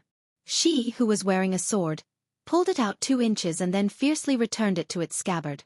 Assistant Minister Yuan, who was familiar with this heroine's temperament, could only smile awkwardly. Fortunately, Yin Hayun was much more obedient. She sat diagonally by the couch and massaged this uncle's shoulders. Yin Chang'eng shot a glance at the tall Xianxia and then quickly retracted his gaze. He chatted idly with his wife, who had returned to her maternal home today, about trivial household chores. Han Xingyan's expression didn't change. He only sighed inwardly. How could he not know Brother Yin's feelings for Xianxia? Before he became the groom, all of his friends of the same age were congratulating Brother Yin on becoming Minister Zhao's son-in-law. They all said that the Yin and Zhao families were well matched in terms of social status and that they were a perfect match.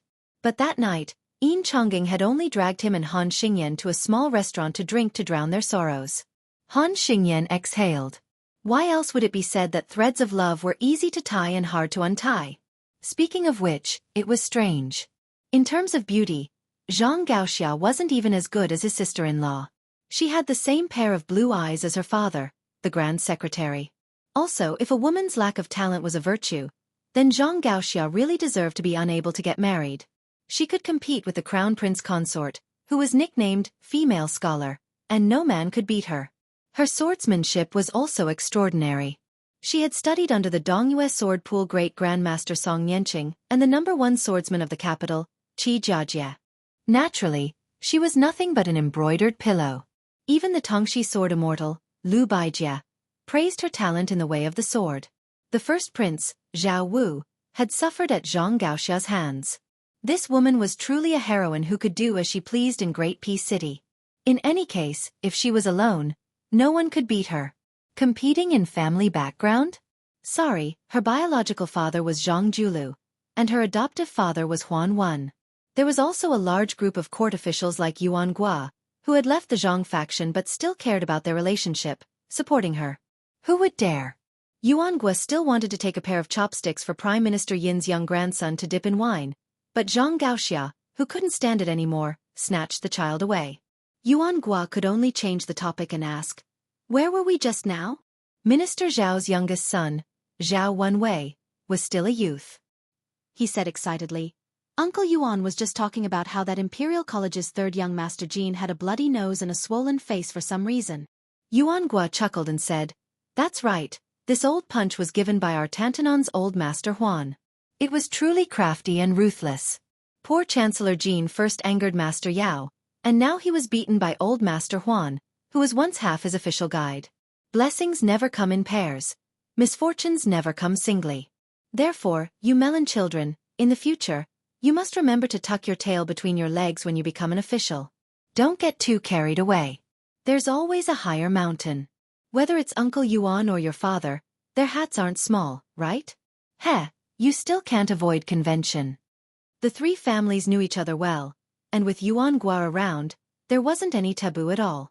Han Xingyan frowned and said in a low voice, "Uncle Yuan, although Chancellor Jin's hobby is to strike at Bailiang's betrayal and rely on this to gain a good name and reputation in the court, and his table manners are somewhat despicable, in the end, it's beneficial to the imperial court and the country. Furthermore, he does have a lot of brilliant ideas from a strategically advantageous position, making people can't help but slap the table in praise. He and Master Yao are at odds with each other inside and outside the Imperial College. This is a good thing for left servant Shi, so why did he have to fight? Aren't you afraid that this will enter His Majesty's ears?"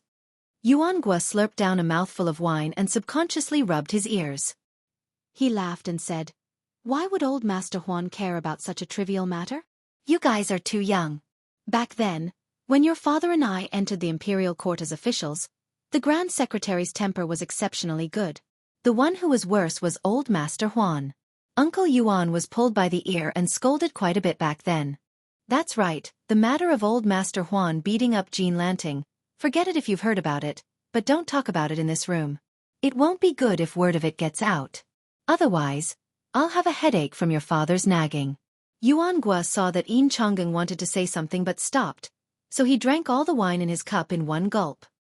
He cried out in satisfaction and extended his cup to let Han Xingyan fill it to the brim. He grabbed a peanut and threw it into the wine cup. The wine was excellent and could hang in the cup, So even if the wine had already reached the top of the cup, it still didn't overflow at all. The assistant minister lowered his head to look at the ripples and was somewhat absent-minded. When he raised his head, he regained his composure and gently swirled the wine cup with a smile. I know what you guys want to ask the most. It's not that I can't talk about this matter, but... The heroine, who was teasing Yin Maochuan's grandson, said unhappily, I'll just pretend I didn't hear it. Yuangua chuckled and raised his head to drink all the strong wine in one gulp. He chewed on the peanuts that tasted full of wine and said with an intoxicated expression, Wu conferred the title of 18. The Li character was originally a genuine evil title. When this old man's song wrote, Jie Shi, it was the late emperor who instructed him to change this character from evil to beauty. However, it was at the bottom of the 18 beautiful titles. The old Grand Secretary, who is also the teacher of Uncle Yuan's teacher, is the teacher of our heroine Zhang's father. He has always held a great grudge against the king of Beiliang. The late emperor's actions may not have been without original thoughts. This thought only surfaced during this year's hibernation awakening. When the current emperor bestowed this character, he put even more thought into it. Given His Majesty's bearing, he naturally wouldn't give Great General Su any evil titles. If he were to generously give the other 17 beautiful titles, the Great Hall would be thrown into chaos that day. After talking about the imperial court, let's talk about Beiliang. From His Royal Highness, the young man who became the king of Beiliang from hereditary succession, should he accept this title that's neither high nor low? If he doesn't accept the imperial edict.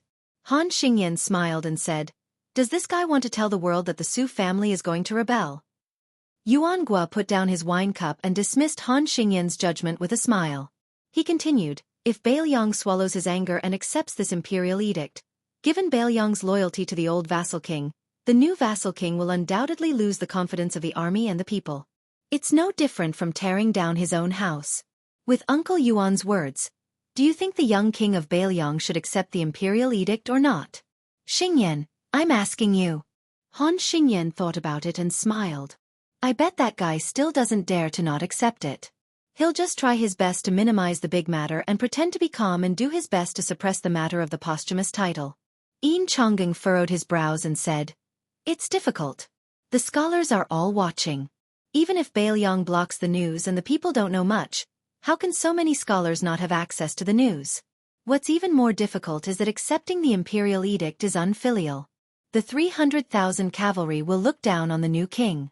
If he doesn't accept it, he'll be disloyal. Many scholars rushing to Beiliang will also have thoughts. In any case, the new vassal king is destined to be difficult. If he doesn't handle it well, he won't be able to please both sides. Yuan Gua glanced at Zhang Gaoxia and twirled his wine cup between his fingers. He laughed softly and said, This is just the first move in the new chess game between the imperial court and Beiliang. Next, the new vassal king will have to observe mourning for 3 years. No one in the imperial court is willing to ask for a revival of the love seizure for the new vassal king. This middle game, which will take 3 years, is even more of a headache.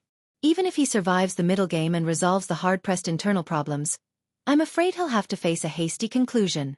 If Beimang insists on fighting Beiliang first, Yuan Gua didn't say anything else. Chapter 983.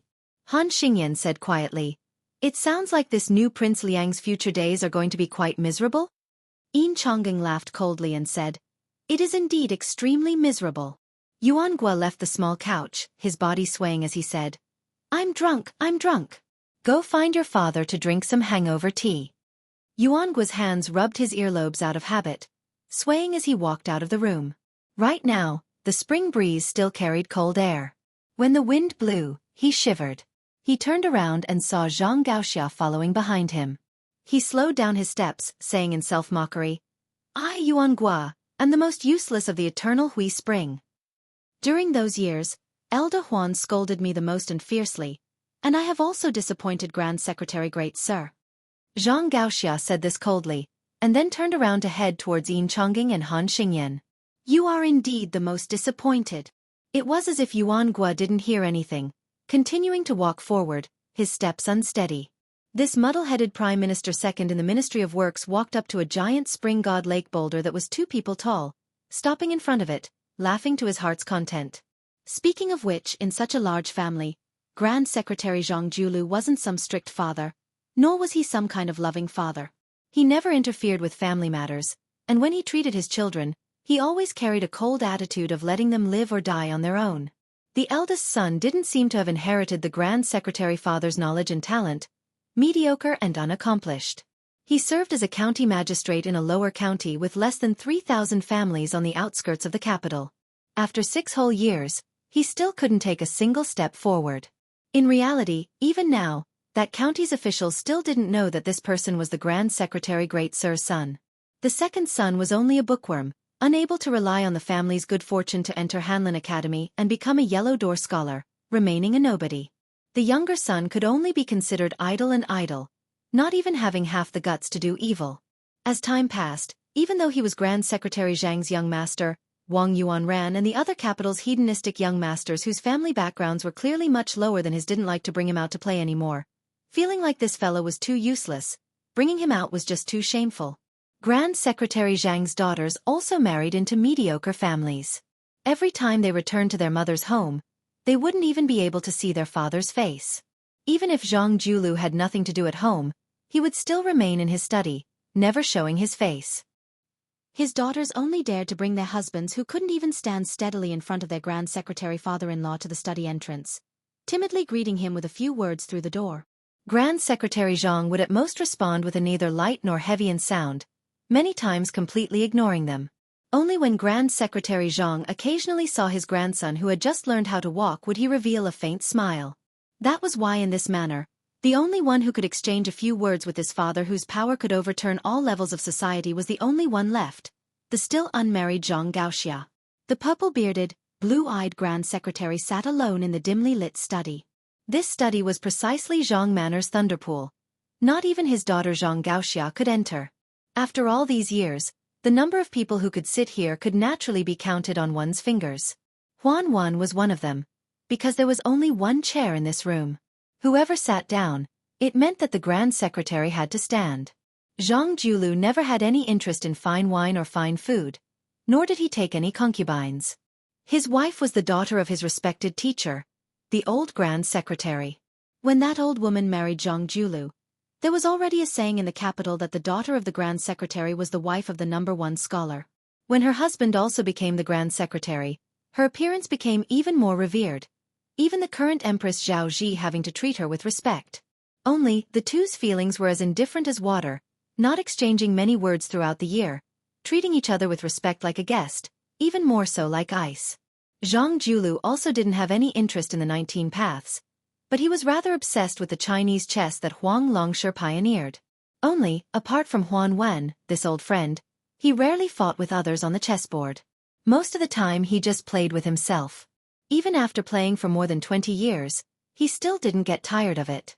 Right now, Zhang Julu was moving the red and black chess pieces separately on the chessboard. This set of chess pieces and chessboard was completely carved from ivory. This expensive Chinese chess was sent over by Yuan Gua back in the day. There were top scholars, second scholars, and third scholars every year. But the group of young talents who entered the court's field of vision during the short 4 years of the spring of Yonghui were now famous officials who held great power in the court. As a result, they were destined to leave behind rich and colorful pages of praise in the annals of history. Of these nobles who were no longer young, Yuan Gua was the most interesting one. He was publicly acknowledged to be the most talented, but his reputation was the least prominent. His temperament was the most lively, and he was the most dissolute and unscrupulous. If this happened to an ordinary civil official, this would be called a distinguished scholar, but for an official who wanted to become a cabinet official, this kind of image was very fatal. Thus, at the time, no one would have thought of Assistant Minister Yuan, who was hanging around in the Ministry of Works. Not to mention Zhao Yuling, Wang Xiongui, and Yin Mao Chun, even the Ministry of Justice's Han Lin, who had a similar rank, was more outstanding than Yuan Gua. It was hard to imagine that Yuan Gua was the first of these 5 people to cross the threshold of the 4th level. Unfortunately, just having a good first move was not beneficial to the overall situation. The officialdom was a place that emphasized gradual progress, and later strength became more and more important. Otherwise, there would only be a miserable end of a strong start but a weak finish. Zhang Julu held a chess piece between 2 fingers and gently tapped the pile of dead chess pieces stacked up on the side of the chessboard. He muttered to himself, "The chess is good, but it lacks maturity. It can't be called a wonderful chess piece that can be used freely. At this time, it is too close together. Next, I can only either not use it or use it too much. But this is also human nature. After losing for so many years, if I don't make a comeback, I won't even have a chance to win against him in the future. This Grand Secretary glanced at the disorderly chessboard and lost interest. He stood up and walked to the window. The green willows in the courtyard were only half yellow and half unevenly distributed. It was indeed spring. Zhang Julu sank into deep thought. He turned around and picked up a red chess piece from the chessboard, engraved with the character Xiang. Zhang Julu smiled. Take advantage of the fact that Yuan Benqi's scheme has not succeeded. 1 item for 1 item. It's time to hand it over to you. Just as the imperial edict was about to reach the border of Bailiang, a rider quietly left the city early in the morning. This white-clothed man, carrying a flagon of plum wine, followed the imperial road and left the capital directly. That day, in the morning court session, amidst the muffled sound of spring thunder outside the hall, the head eunuch of the ceremony directorate, Song Tonglu, read out 3 imperial edicts. The Minister of Rights, Lu Daolin, resigned from his official position and retired to his hometown. He will be replaced by Assistant Minister Yuan Guo of the Ministry of Works. Chen Zhibao will resign from his official position and will be infeft as the vassal state of Shishu. The Minister of War will be Assistant Minister Liu Baijia. The capital was shaken. Rumor had it that numerous old officials stumbled out of the ranks and knelt on the ground, sobbing. They directly admonished the Son of Heaven in court. They did not care about being reserved in their words and directly said that Chen Zhibao should not be allowed to return the tiger to the mountain. They also said that Bailiang was an example of that. It was fine to let a tiger live once, but how could they allow Chen Zhibao to gain power again? The emperor replied with, "Court is dismissed if there is nothing to do." Due to this, the 2 new ministers, Yuan Guo and Liu Baijia, who had both been promoted, did not have many words of congratulations. In the twilight, a middle-aged monk in white robes very absurdly entered the city with a woman by his side. Everyone knew that the court was wantonly destroying Buddhas. The armored soldiers at the city gates all stared at this man and woman in disbelief. Did this monk come to Great Peace City to seek death? The people of the capital, who were used to seeing grand scenes, all looked over like they were looking at a monster. The woman with ordinary looks joked, "In the past, when I wanted to see you, I couldn't see you even if I stood on my tiptoes. I had to jump and jump."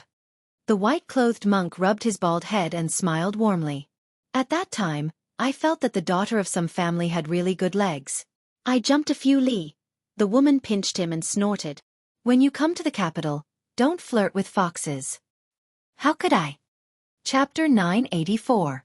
As long as a shameless vixen comes to seduce you, I'll take care of her. That's a bit difficult. Wife, do it now. Boast, boast all you want. Do you see who recognized you now? Also, those women who are still thinking about you are already old. I don't care about them. Wife, you don't care about them, but you care about them. You might as well not care about them. Are you looking for a beating? There are really people in this world who believe that eating your flesh can make them immortal? Ah! If one's heart is not sincere, what is the use of fasting for 60 years? If one's heart is not good, what is the use of becoming a monk for 100 years? In my opinion, rather than burning incense and praying to the gods and Buddhas, it is better to accumulate fortune and become a bodhisattva. Wife, you also went to listen to Abbot Xueqi's sermon? Don't you like to listen to that? At the time, I went to borrow money from the old abbot. The old monk clearly has money, but he said he doesn't have money. He just nagged me about this. It's not right for a monk to not talk nonsense. Wife, Abbot Xueqi was not lying when he said he doesn't have money. Those silvers in his eyes are the bricks of the temple, the pages of the Buddhist scriptures. Oh? Didn't you have that stupid Nanbei secretly hide those silvers with the old abbot? Wife, look, there are so many people in Great Peace City. I miss our families Lizi and Nanbei. I miss them too. Hey, the 2 men looking at you, who are they? Other than that guy Huang Longshi. Is there another man who wants to steal my man? Be careful. Go and find me a brick. Are you looking for a beating? One is His Majesty the Emperor, the other is called Yuan Benqi. Then I'm going to buy rouge. I'm going to borrow some silver from them. I'm not stupid.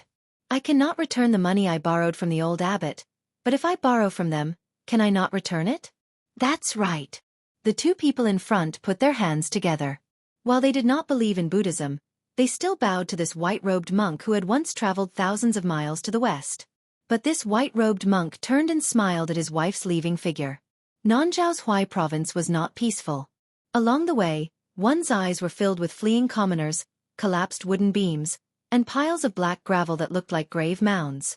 The ancient wooden merchant road on the river where the 5 streams intersected was not as bustling as it used to be. Not a single boat could be seen at the dock. A young monk and a young girl were standing by the river at the ferry. The young girl was lying on her stomach on the ground. She stuck her head out of the water and used the clear water as a mirror. She was carefully smoothing out the messy black hair on her forehead and temples. The exhausted girl sat up and patted the dust in front of her. She said helplessly, "Stupid Nanbei, those refugees don't even have enough to eat. What's the use of preaching to them? You won't be able to fill your stomach." Master said that the will arose from fate. Stop. Listening to you preach makes me hungry. If you keep nagging, I'll really starve to death. Oh, I'll go find food for you. Strange words suddenly came from behind the young monk and the girl. The girl turned her head and frowned. It was a group of sloppy local ruffians. There were as many as 30 of them. Their bodies were strong, and most of them wore animal skins on their shoulders. They were clearly much more courageous and powerful than ordinary wanderers. They were probably the so-called barbarians of Wuxia in Jianghu. The girl stood up and tugged at the young monk's cassock cuff. Her eyes indicated that he could not afford to offend them. In the past, she would not have been so easy to talk to when she traveled Jianghu. When it came to fighting and beating people, she was still Ozo.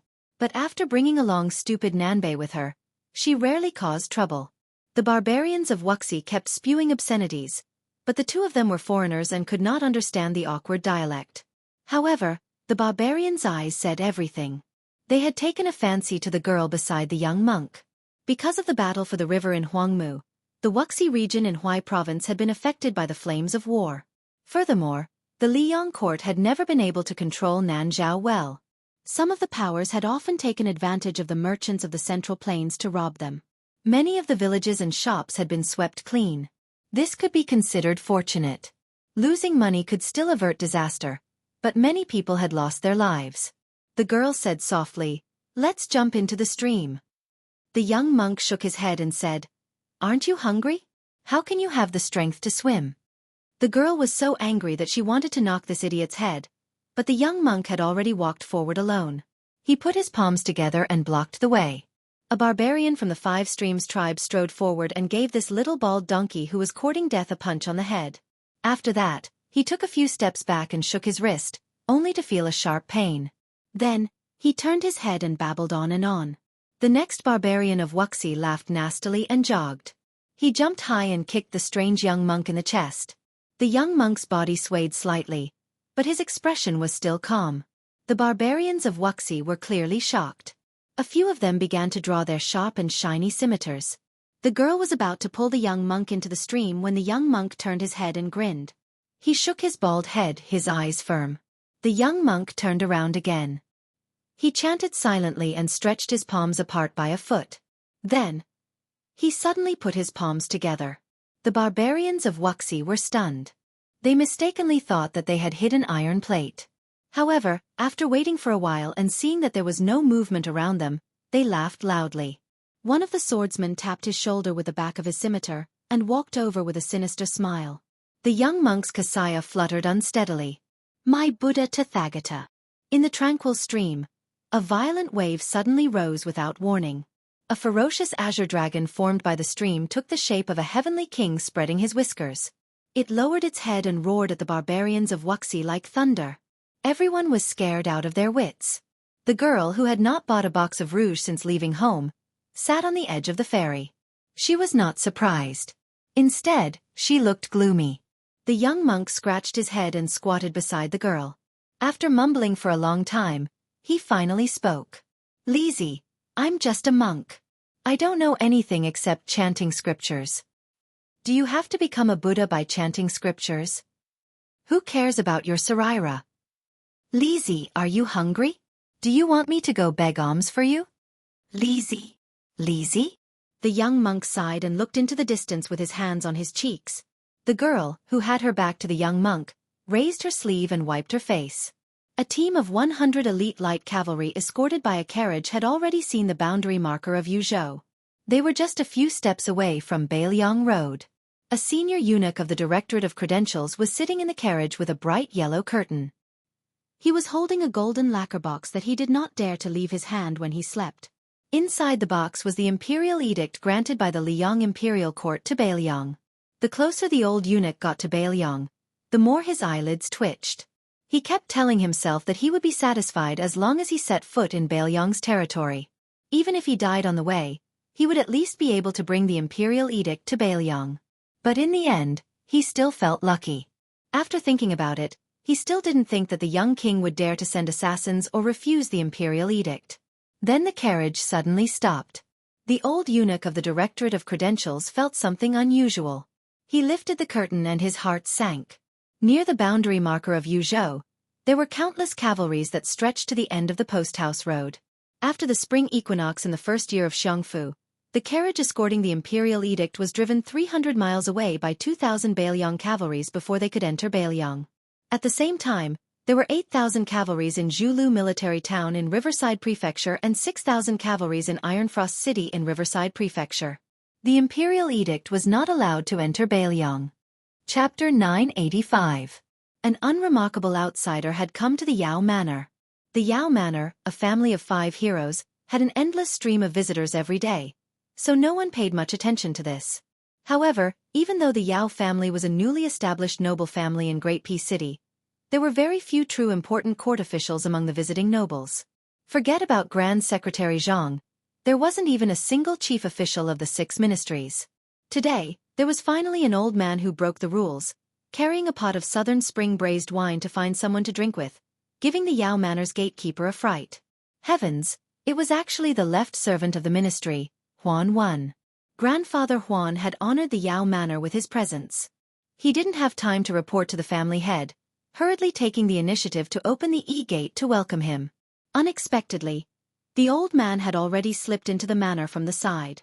The current court's great scholar of Confucianism, Yao Baifeng, hurriedly brought people to search for that Tantanon. Unexpectedly, he finally found the old man in a pavilion. Inside the pavilion, there was a young scholar from the capital who was currently discussing heroes on the chessboard with Yao Baifeng's eldest grandson. Bystanders of similar age who had come to the manor not to freeload food or drink, but to rub off on their reputation, formed a circle, very particular about the rules of watching chess without speaking. There was only one old man who couldn't squeeze into the crowd, so he simply stood on a chair in the pavilion, looking down at the stalemate of the chess game from above. He always liked to give out blind pointers. If it was priceless advice, then it would be tolerated, but each time he gave out a move, his level of terrible chess skills could be seen at a glance. It was very annoying. As a result, every time he spoke carelessly, countless people would roll their eyes. Yao Baifeng didn't know whether to laugh or cry. He silently leaned against a pillar, not going to disturb Tantanon's leisure and elegance. Beside Grandmaster Yao was a young face that was also very unfamiliar to the Yao Manor. This young man also stood on a chair in the corridor, watching the chess game. Grandfather Huan only shot him a glance before continuing to give pointers, teaching Yao Dengfeng where to place his pieces. The Yao family's eldest grandson, who had been nagged for half a game, smiled helplessly. He naturally wouldn't follow the drunk old man's words. After he placed a piece on the chessboard, he heard the old man coldly snort and say the word "stupid move." It wasn't known who was the first to notice the Imperial College's left chancellor sitting in the pavilion, and hurriedly greeted him in a clear voice. As a result, no one paid attention to the outcome of the chess game. One by one, they hurriedly bowed respectfully. Most of the scholars in the pavilion came from small families. The reason why they were able to recognize Yao Baifeng was because there was someone who had just entered the Imperial College and had heard this Confucian scholar's lectures from afar. Yao Baifeng smiled and raised his arm to point at the old man standing on the chair who was holding the wine. He smiled warmly and said, "You children, why are you bowing to me? Can't you see that there's a left servant she here? His official hat is much higher than mine. Tantanon, don't you think so?" Huan Wen said angrily, "We're only halfway through the game. Continue. Continue. The two of you shouldn't be eunuchs who don't know how to play. The scholars in the pavilion were all quite shocked and were dumbstruck for a moment. They saw the young man standing beside Tantanon jump down from the chair and pass through the gap in the human wall. He walked towards the chessboard and bent down to pick up a white chess piece. He gently knocked it on a spot and smiled. The game is over. He then straightened his body and turned his head to everyone with a smile. Come, don't just stand there. Let's all pay our respects to left servant Xi. Let's not miss such a great opportunity. Huanwen walked down from the long bench and waved his hand. Forget it, forget it. This old man is only a guest today. I don't dare to bear the infamy of a guest bullying the host. If all of you know what's good for you, don't push this old man into the fire pit.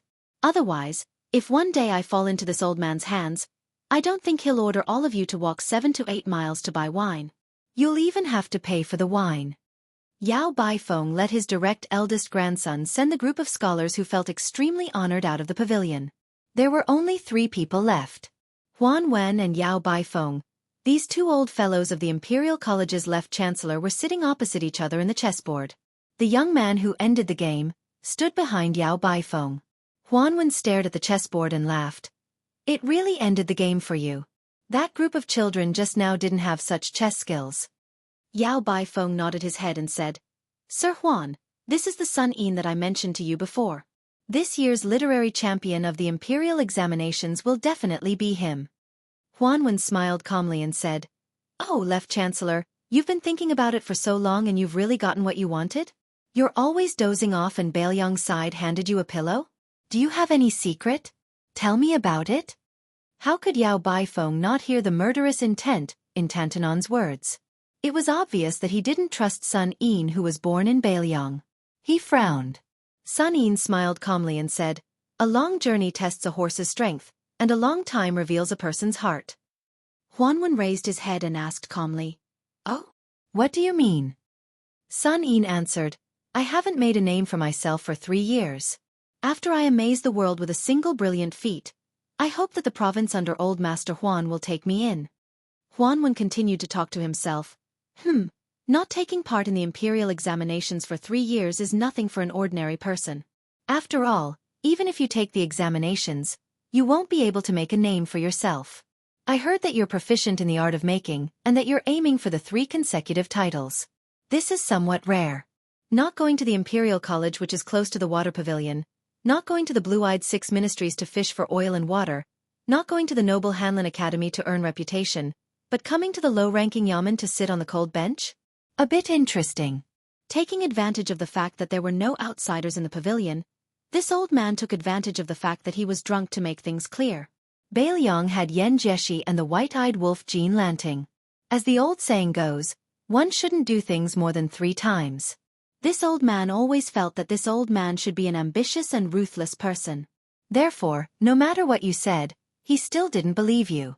As for that old man Yao Baifeng, Huanwen was very familiar with him. This old man had only interacted with sages in old books all his life. He didn't understand the sinister nature of people's hearts and couldn't recognize a few human skin ghosts. This old man was different. He spent most of his life rolling around in Taishang Laojuan's alchemy furnace. You little brat. This old man doesn't like you very much. Therefore, as long as this old man is alive, he won't allow you to take the imperial examinations. You can only come to the province under his tutelage and start as a small official. How about it? Sun Yin calmly said, No harm done. Yao Baifeng was extremely angry. He no longer called Tantanon or left servant Shi Darren and directly called him by his name. Huan Wen. Don't go too far. Grandfather Huan drank a mouthful of wine and squinted his eyes. What, you want to beat me up? A gentleman uses his mouth and not his fists. Besides, I've already beaten up the right chancellor Jean Lanting. If I were to fight with you, the left chancellor, where would the Imperial College's face go? Yao Baifeng stood up and angrily said, Sun Yin, don't pay any attention to this scoundrel old man. Let's go and let this guy have his fun. Huanwen smiled and said, All right, old Yao, stop acting.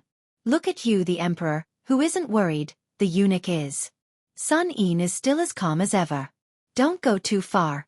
If it wasn't for our decades of friendship, I wouldn't have come out to be the bad guy. In the end, even if this kid really did get all the members and top scorer in one go, do you think the imperial court would dare to use him and Bai Yan would use him? It's not a good thing to become famous too early.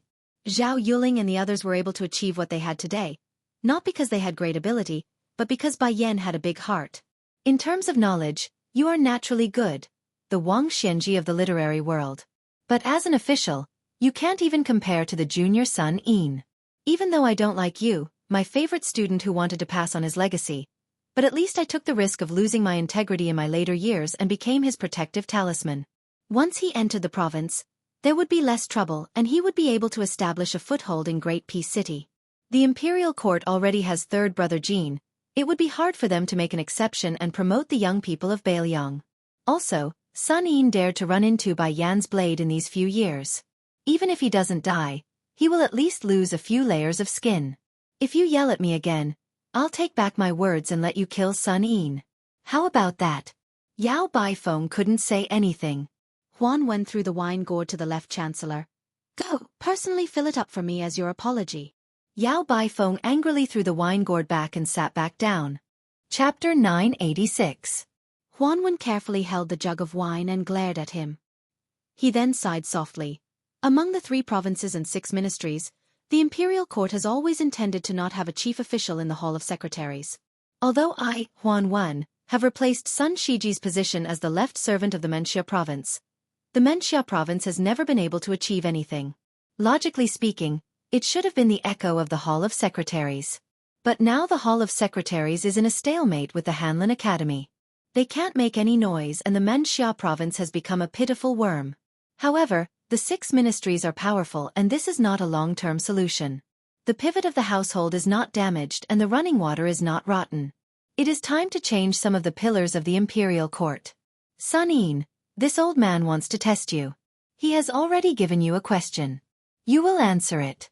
Tell me roughly about the direction of the imperial court and why it is like this. Sun Yin smiled. Then let's start with 2 of the 3 imperial edicts. Lu Baijie has been promoted to Minister of War and Yuan Gua has been promoted to Minister of Rights. Now the Gu Lu has changed from General Gu Jiantang to the villain Tu Chen Jibao, and then to the Tongxi sword saint of the Lu family of Yangzhou. The people of the Gu Lu have gradually scattered and can no longer be as united as before. With Guangling Taoist Lu Shengxiang entering the Ministry of War, the Ministry of War is truly the Emperor's Ministry of War. The Gu Lu has only the form but not the spirit. Before the second master Chen Jibao left his post, he suppressed the treasurer Huang Yi. The original backbone of the Gu Lu, Gu Jiantang, purposely turned a blind eye to it. He took the initiative to send a message to the imperial court that the surname of the Gu Lu is no longer Gu. The emperor has the final say on what the surname of the Gu Lu should be. With the departure of the Gu Lu, only the Zhang faction was left. It should have been a scene of a higher level, but the Grand Secretary did not do so.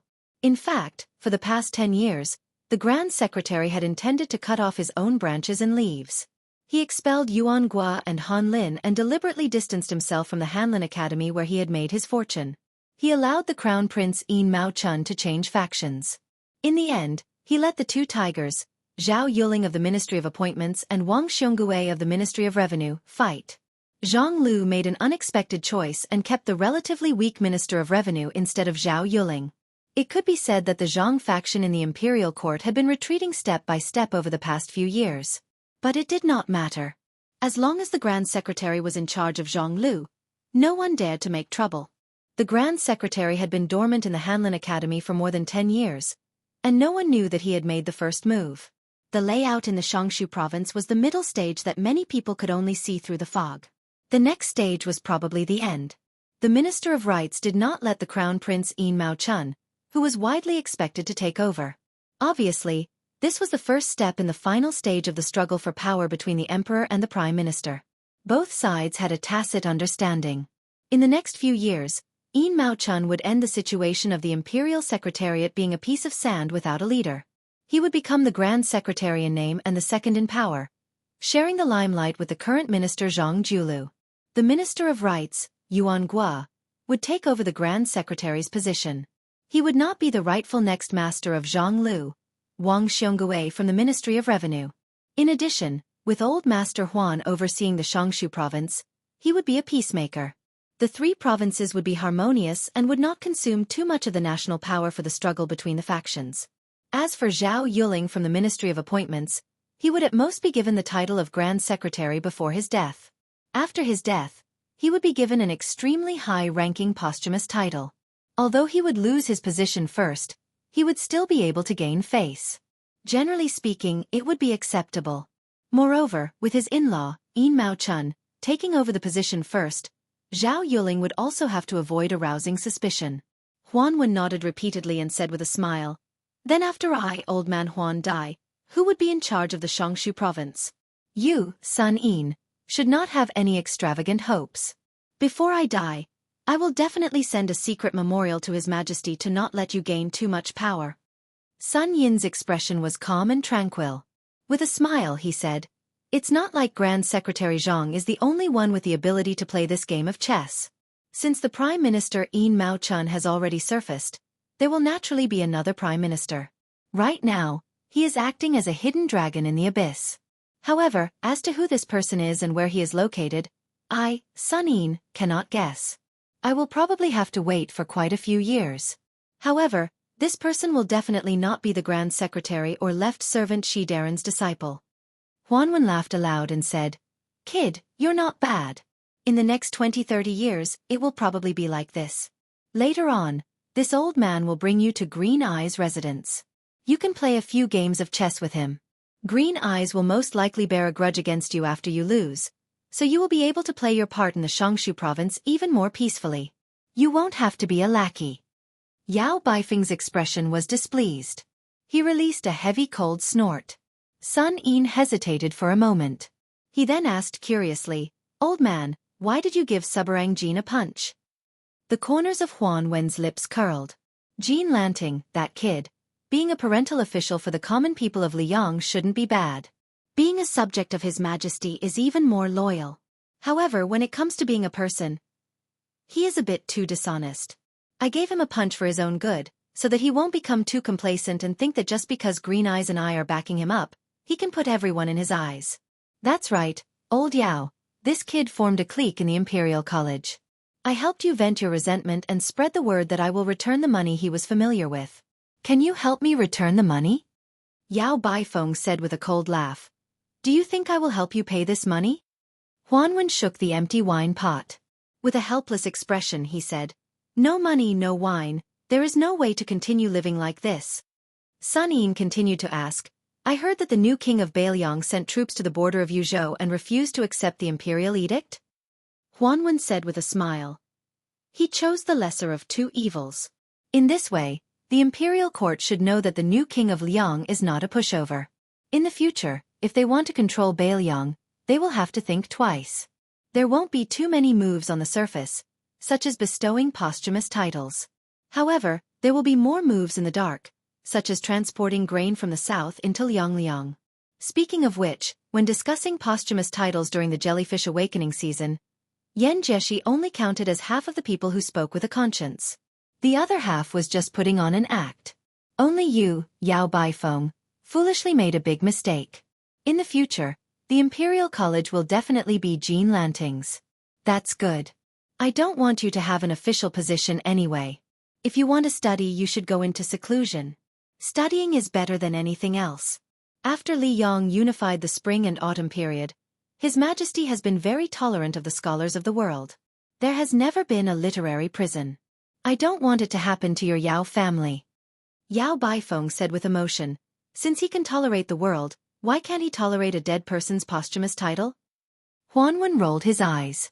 "Yao Baifeng, oh Yao Baifeng, have you become stupid from studying? Is the ruler not human? Can't he have 7 emotions and 6 desires? You should be content. Being able to have such a wise ruler is already the greatest fortune of a subject." Yao Baifeng sighed. Huanwen handed over the wine pot. "Old Yao, I beg you. Give me a good pot of wine. My stomach is full of old wine worms that are rebelling against me." Yao Baifeng could do nothing about it. He took the wine gourd and left the pavilion. Huanwen chuckled and said, "Sit down. The pedantic old scholar has finally left. You and I can say some rebellious words." After Sun Yin sat down, he said softly, Between the previous emperor and the current emperor, there is a king of Bailiang. Between His Majesty and the Crown Prince Zhao Zhuan, it is our Grand Secretary. The great general is high and the emperor is far away. He has 300,000 elite soldiers. With Bei Mang watching, the court does not dare to kill the Su family. They can only wait for Su Shao to die and use his posthumous title to disgust people. But Grand Secretary Zhang? Huanwen glanced at this young scholar and slowly asked, "You are so smart. Does Bailiang know?" Sun Yin replied with a question, "I came to Great Peace City not for the emperor, but for the common people. Does old Master Huan believe me?" Huanwen stared at Sun Yin and then said with a sigh, "There was once a scholar called Sun Ping who also had such ambitions. In the end he died very miserably." In the courtyard outside the pavilion, a group of spring orioles chirped, fighting over the warm branches of the trees under the warm sunlight. Huanwen suddenly said, "Bei Meng marched south, the king of Bailiang defended the northwest gate for the central plains, the court did not help, Su Fengyan died in battle at the border. If this is really the case, Huanwen hopes that he was already dead at that time and could not see this scene." Sun Yin said calmly, "If there really is a day when the court celebrates, when I go to the grave to toast, I will definitely tell old master." Huanwen laughed and scolded, "You bastard!" Sun Yin scolded back expressionlessly, "Old bastard!" Chapter 987. In the desert beyond the Great Wall, there was a rider riding west. He had a pair of sabers at his waist. The man wore coarse hemp clothes. Further west of Liangzhou, there were 3 military towns in ancient times: Fengxiang, Linyao, and Qingcang. They controlled the upper reaches of the Central Plains. At the same time, they formed a triangle with the Iron Gate Pass. Together, they controlled the vast western regions. However, the 3 towns had long been abandoned. They had become the perfect shelter for hundreds of thousands of refugees. These criminals were particularly brave and good at fighting. Not to mention young men. Even women and children of 7 or 8 years old would fight to the death against Bailiang soldiers as long as they were given a wooden spear. The border army of Liangzhou had always had the habit of using refugees to practice martial arts. Most of the sinners' bravery was forced out by the Bailiang cavalry. They had no choice but to do something desperate. The first thing the Bailiang crossbowmen did was to throw them here. They were only given a horse, a crossbow, and a cold saber. Then they had to pray for their own good. If they could survive for a month, they would have crossed the first threshold. If they died, even collecting their corpses would be an extravagant hope. They would have long been whipped to pieces by the sinners who hated Bailiang to the bone. The people of Lingzhou, which was far from the border, all said that the children who grew up there loved to kick and play with the skulls of the dead Bailiang soldiers. Therefore, the people there were neither human nor ghost. They were extremely terrifying. When the rider traveled 200 li to the west, he encountered a group of future crossbowmen who had just entered the area. The 2 sides were on the verge of fighting. There was no need for words. The coarse hemp man casually blocked the barrage of short crossbows and 2 waves of charges without injuring anyone. The elite soldiers returned without accomplishing anything, so they gave up on trying to chew this tough bone. Although the number of heads they beheaded after returning to Liangzhou was related to the amount of money they would be rewarded, their original intention was still to survive. Since it was clear that they could not chop off this fellow's head, they quietly took a detour after picking up the crossbow bolts one by one. This place where the refugees gathered was full of hidden dragons and crouching tigers. There was no lack of Jianghu people who fled beyond the Great Wall after committing crimes in Liang. Those who were able to gain a foothold here were either in a high state of martial arts or were proficient in unorthodox ways. Therefore, the group of armored soldiers did not find it strange that they encountered this knight in white hemp garments with a saber. What they found strange was that this young fellow had blocked all of their attacks without even drawing his saber, which made them fearful. The hundreds of thousands of refugees, a mixture of good and bad people, did not disperse. They were mainly concentrated in the 3 abandoned cities from the east to the west, Qingcang, Linyao, and Fengxiang, which had been removed from the map of Liang. This was because if they were to disperse, they would definitely become ghosts under the sabers of Bailiang's armored soldiers. The refugees rarely carried weapons with them. If these stragglers ran into groups of armored soldiers who had the potential to become Bailiang's elite scouts, even if they were not afraid of death, they would still die. As for why Bailiang did not take down the 3 cities in one go, the refugees were already extremely lucky to be alive. They were too lazy to care about this. They wanted nothing more than for the old king of Baelyong to treat them like a fart and let them go. However, when they heard that this butcher was already dead, they were skeptical. At first, they were more or less relieved. Then, there was a rumor that a new king had ascended to the throne in the three cities and was going to use them as an example to establish his might. Soon, a large army would be coming to the border. This immediately put them on edge. These refugees actually hated the poison warrior Li Yishan the most. When the Su family took over Baelyong, those local wealthy families who showed even the slightest hint of disloyalty were all killed off. Not a single one was left alive. The children who were not taller than a horse's back were driven here. After that, the armored soldiers of Baelyong came here to hunt for military exploits, and did not allow even a caddy of salt or a piece of iron from Liangzhou to enter this place. It was all under the instructions of Li Yishan. In the early years, there were some who were greedy for glory and wealth and hoped to use the secret military intelligence of the three cities as proof of their allegiance to Baelyong in exchange for a stable life. In the end, Li Yishan ordered all of them to be killed and their corpses thrown out of Qingcang City. Only then did all of the refugees completely give up. This Baelyong person was determined to make them a lonely soul for the rest of their lives. As for the old king of Baelyong, Su Shao in the past, the refugees did not hate him very much, but they feared him even more. Now that Ren Tu was dead, their hatred turned to hatred. This was because someone said that before Ren Tu died, Ren Tu's last words were that he wanted the new king to bury 200,000 refugees with him. Only if the new king of Baelyong managed to gather 1 million soldiers in the netherworld would they be able to wrestle with the king of hell. At first glance, this kind of ridiculous nonsense was actually believed by everyone in this precarious land of refugees. In the twilight, they could faintly see smoke curling up from the kitchen chimneys of several villages. In this area, there were very few Baelyong riders who dared to wander around unscrupulously. The last time they did so, it was the son of the administrator and a man with heavy pupils who came to take a stroll around the city. The man with the saber led his horse forward and asked for a ladle of water from a family living in a mud hut at the entrance of the village. The family of 4 consisted of a dark-skinned, robust couple and a pair of barefoot children. Their eyes were abnormally cold. Probably because they were intimidated by the 2 sabers at the visitor's waist, they suppressed their impulse to kill him and steal his horse. The man in charge of the family endured the heartache and scooped up a ladle of muddy water from the bottom of the water tank with difficulty and handed it over. The man was not drinking the water to quench his thirst, but was recklessly using it to clean the horse's nose. The 2 children of the family looked at the man and the horse from afar with blazing eyes. In this place, it was easier to survive with an iron saber. As for having a good horse to ride, it was purely a luxury. It was better to have a backer. Otherwise, it was tantamount to having the words, "kneeling and begging for death," written on your face. When the young knight with gray hair handed over the ladle, he glanced at the 2 children from the corner of his eyes. They were both looking at the saber. There was a young child at the tumbling horse pass who was looking for a clean Jianghu dream in his heart. The children here were thinking about how to kill if they were killed. The 2 were worlds apart, but there was no right or wrong. Before leaving with the horse, he took out a large piece of silver from his bulging money bag and threw it over.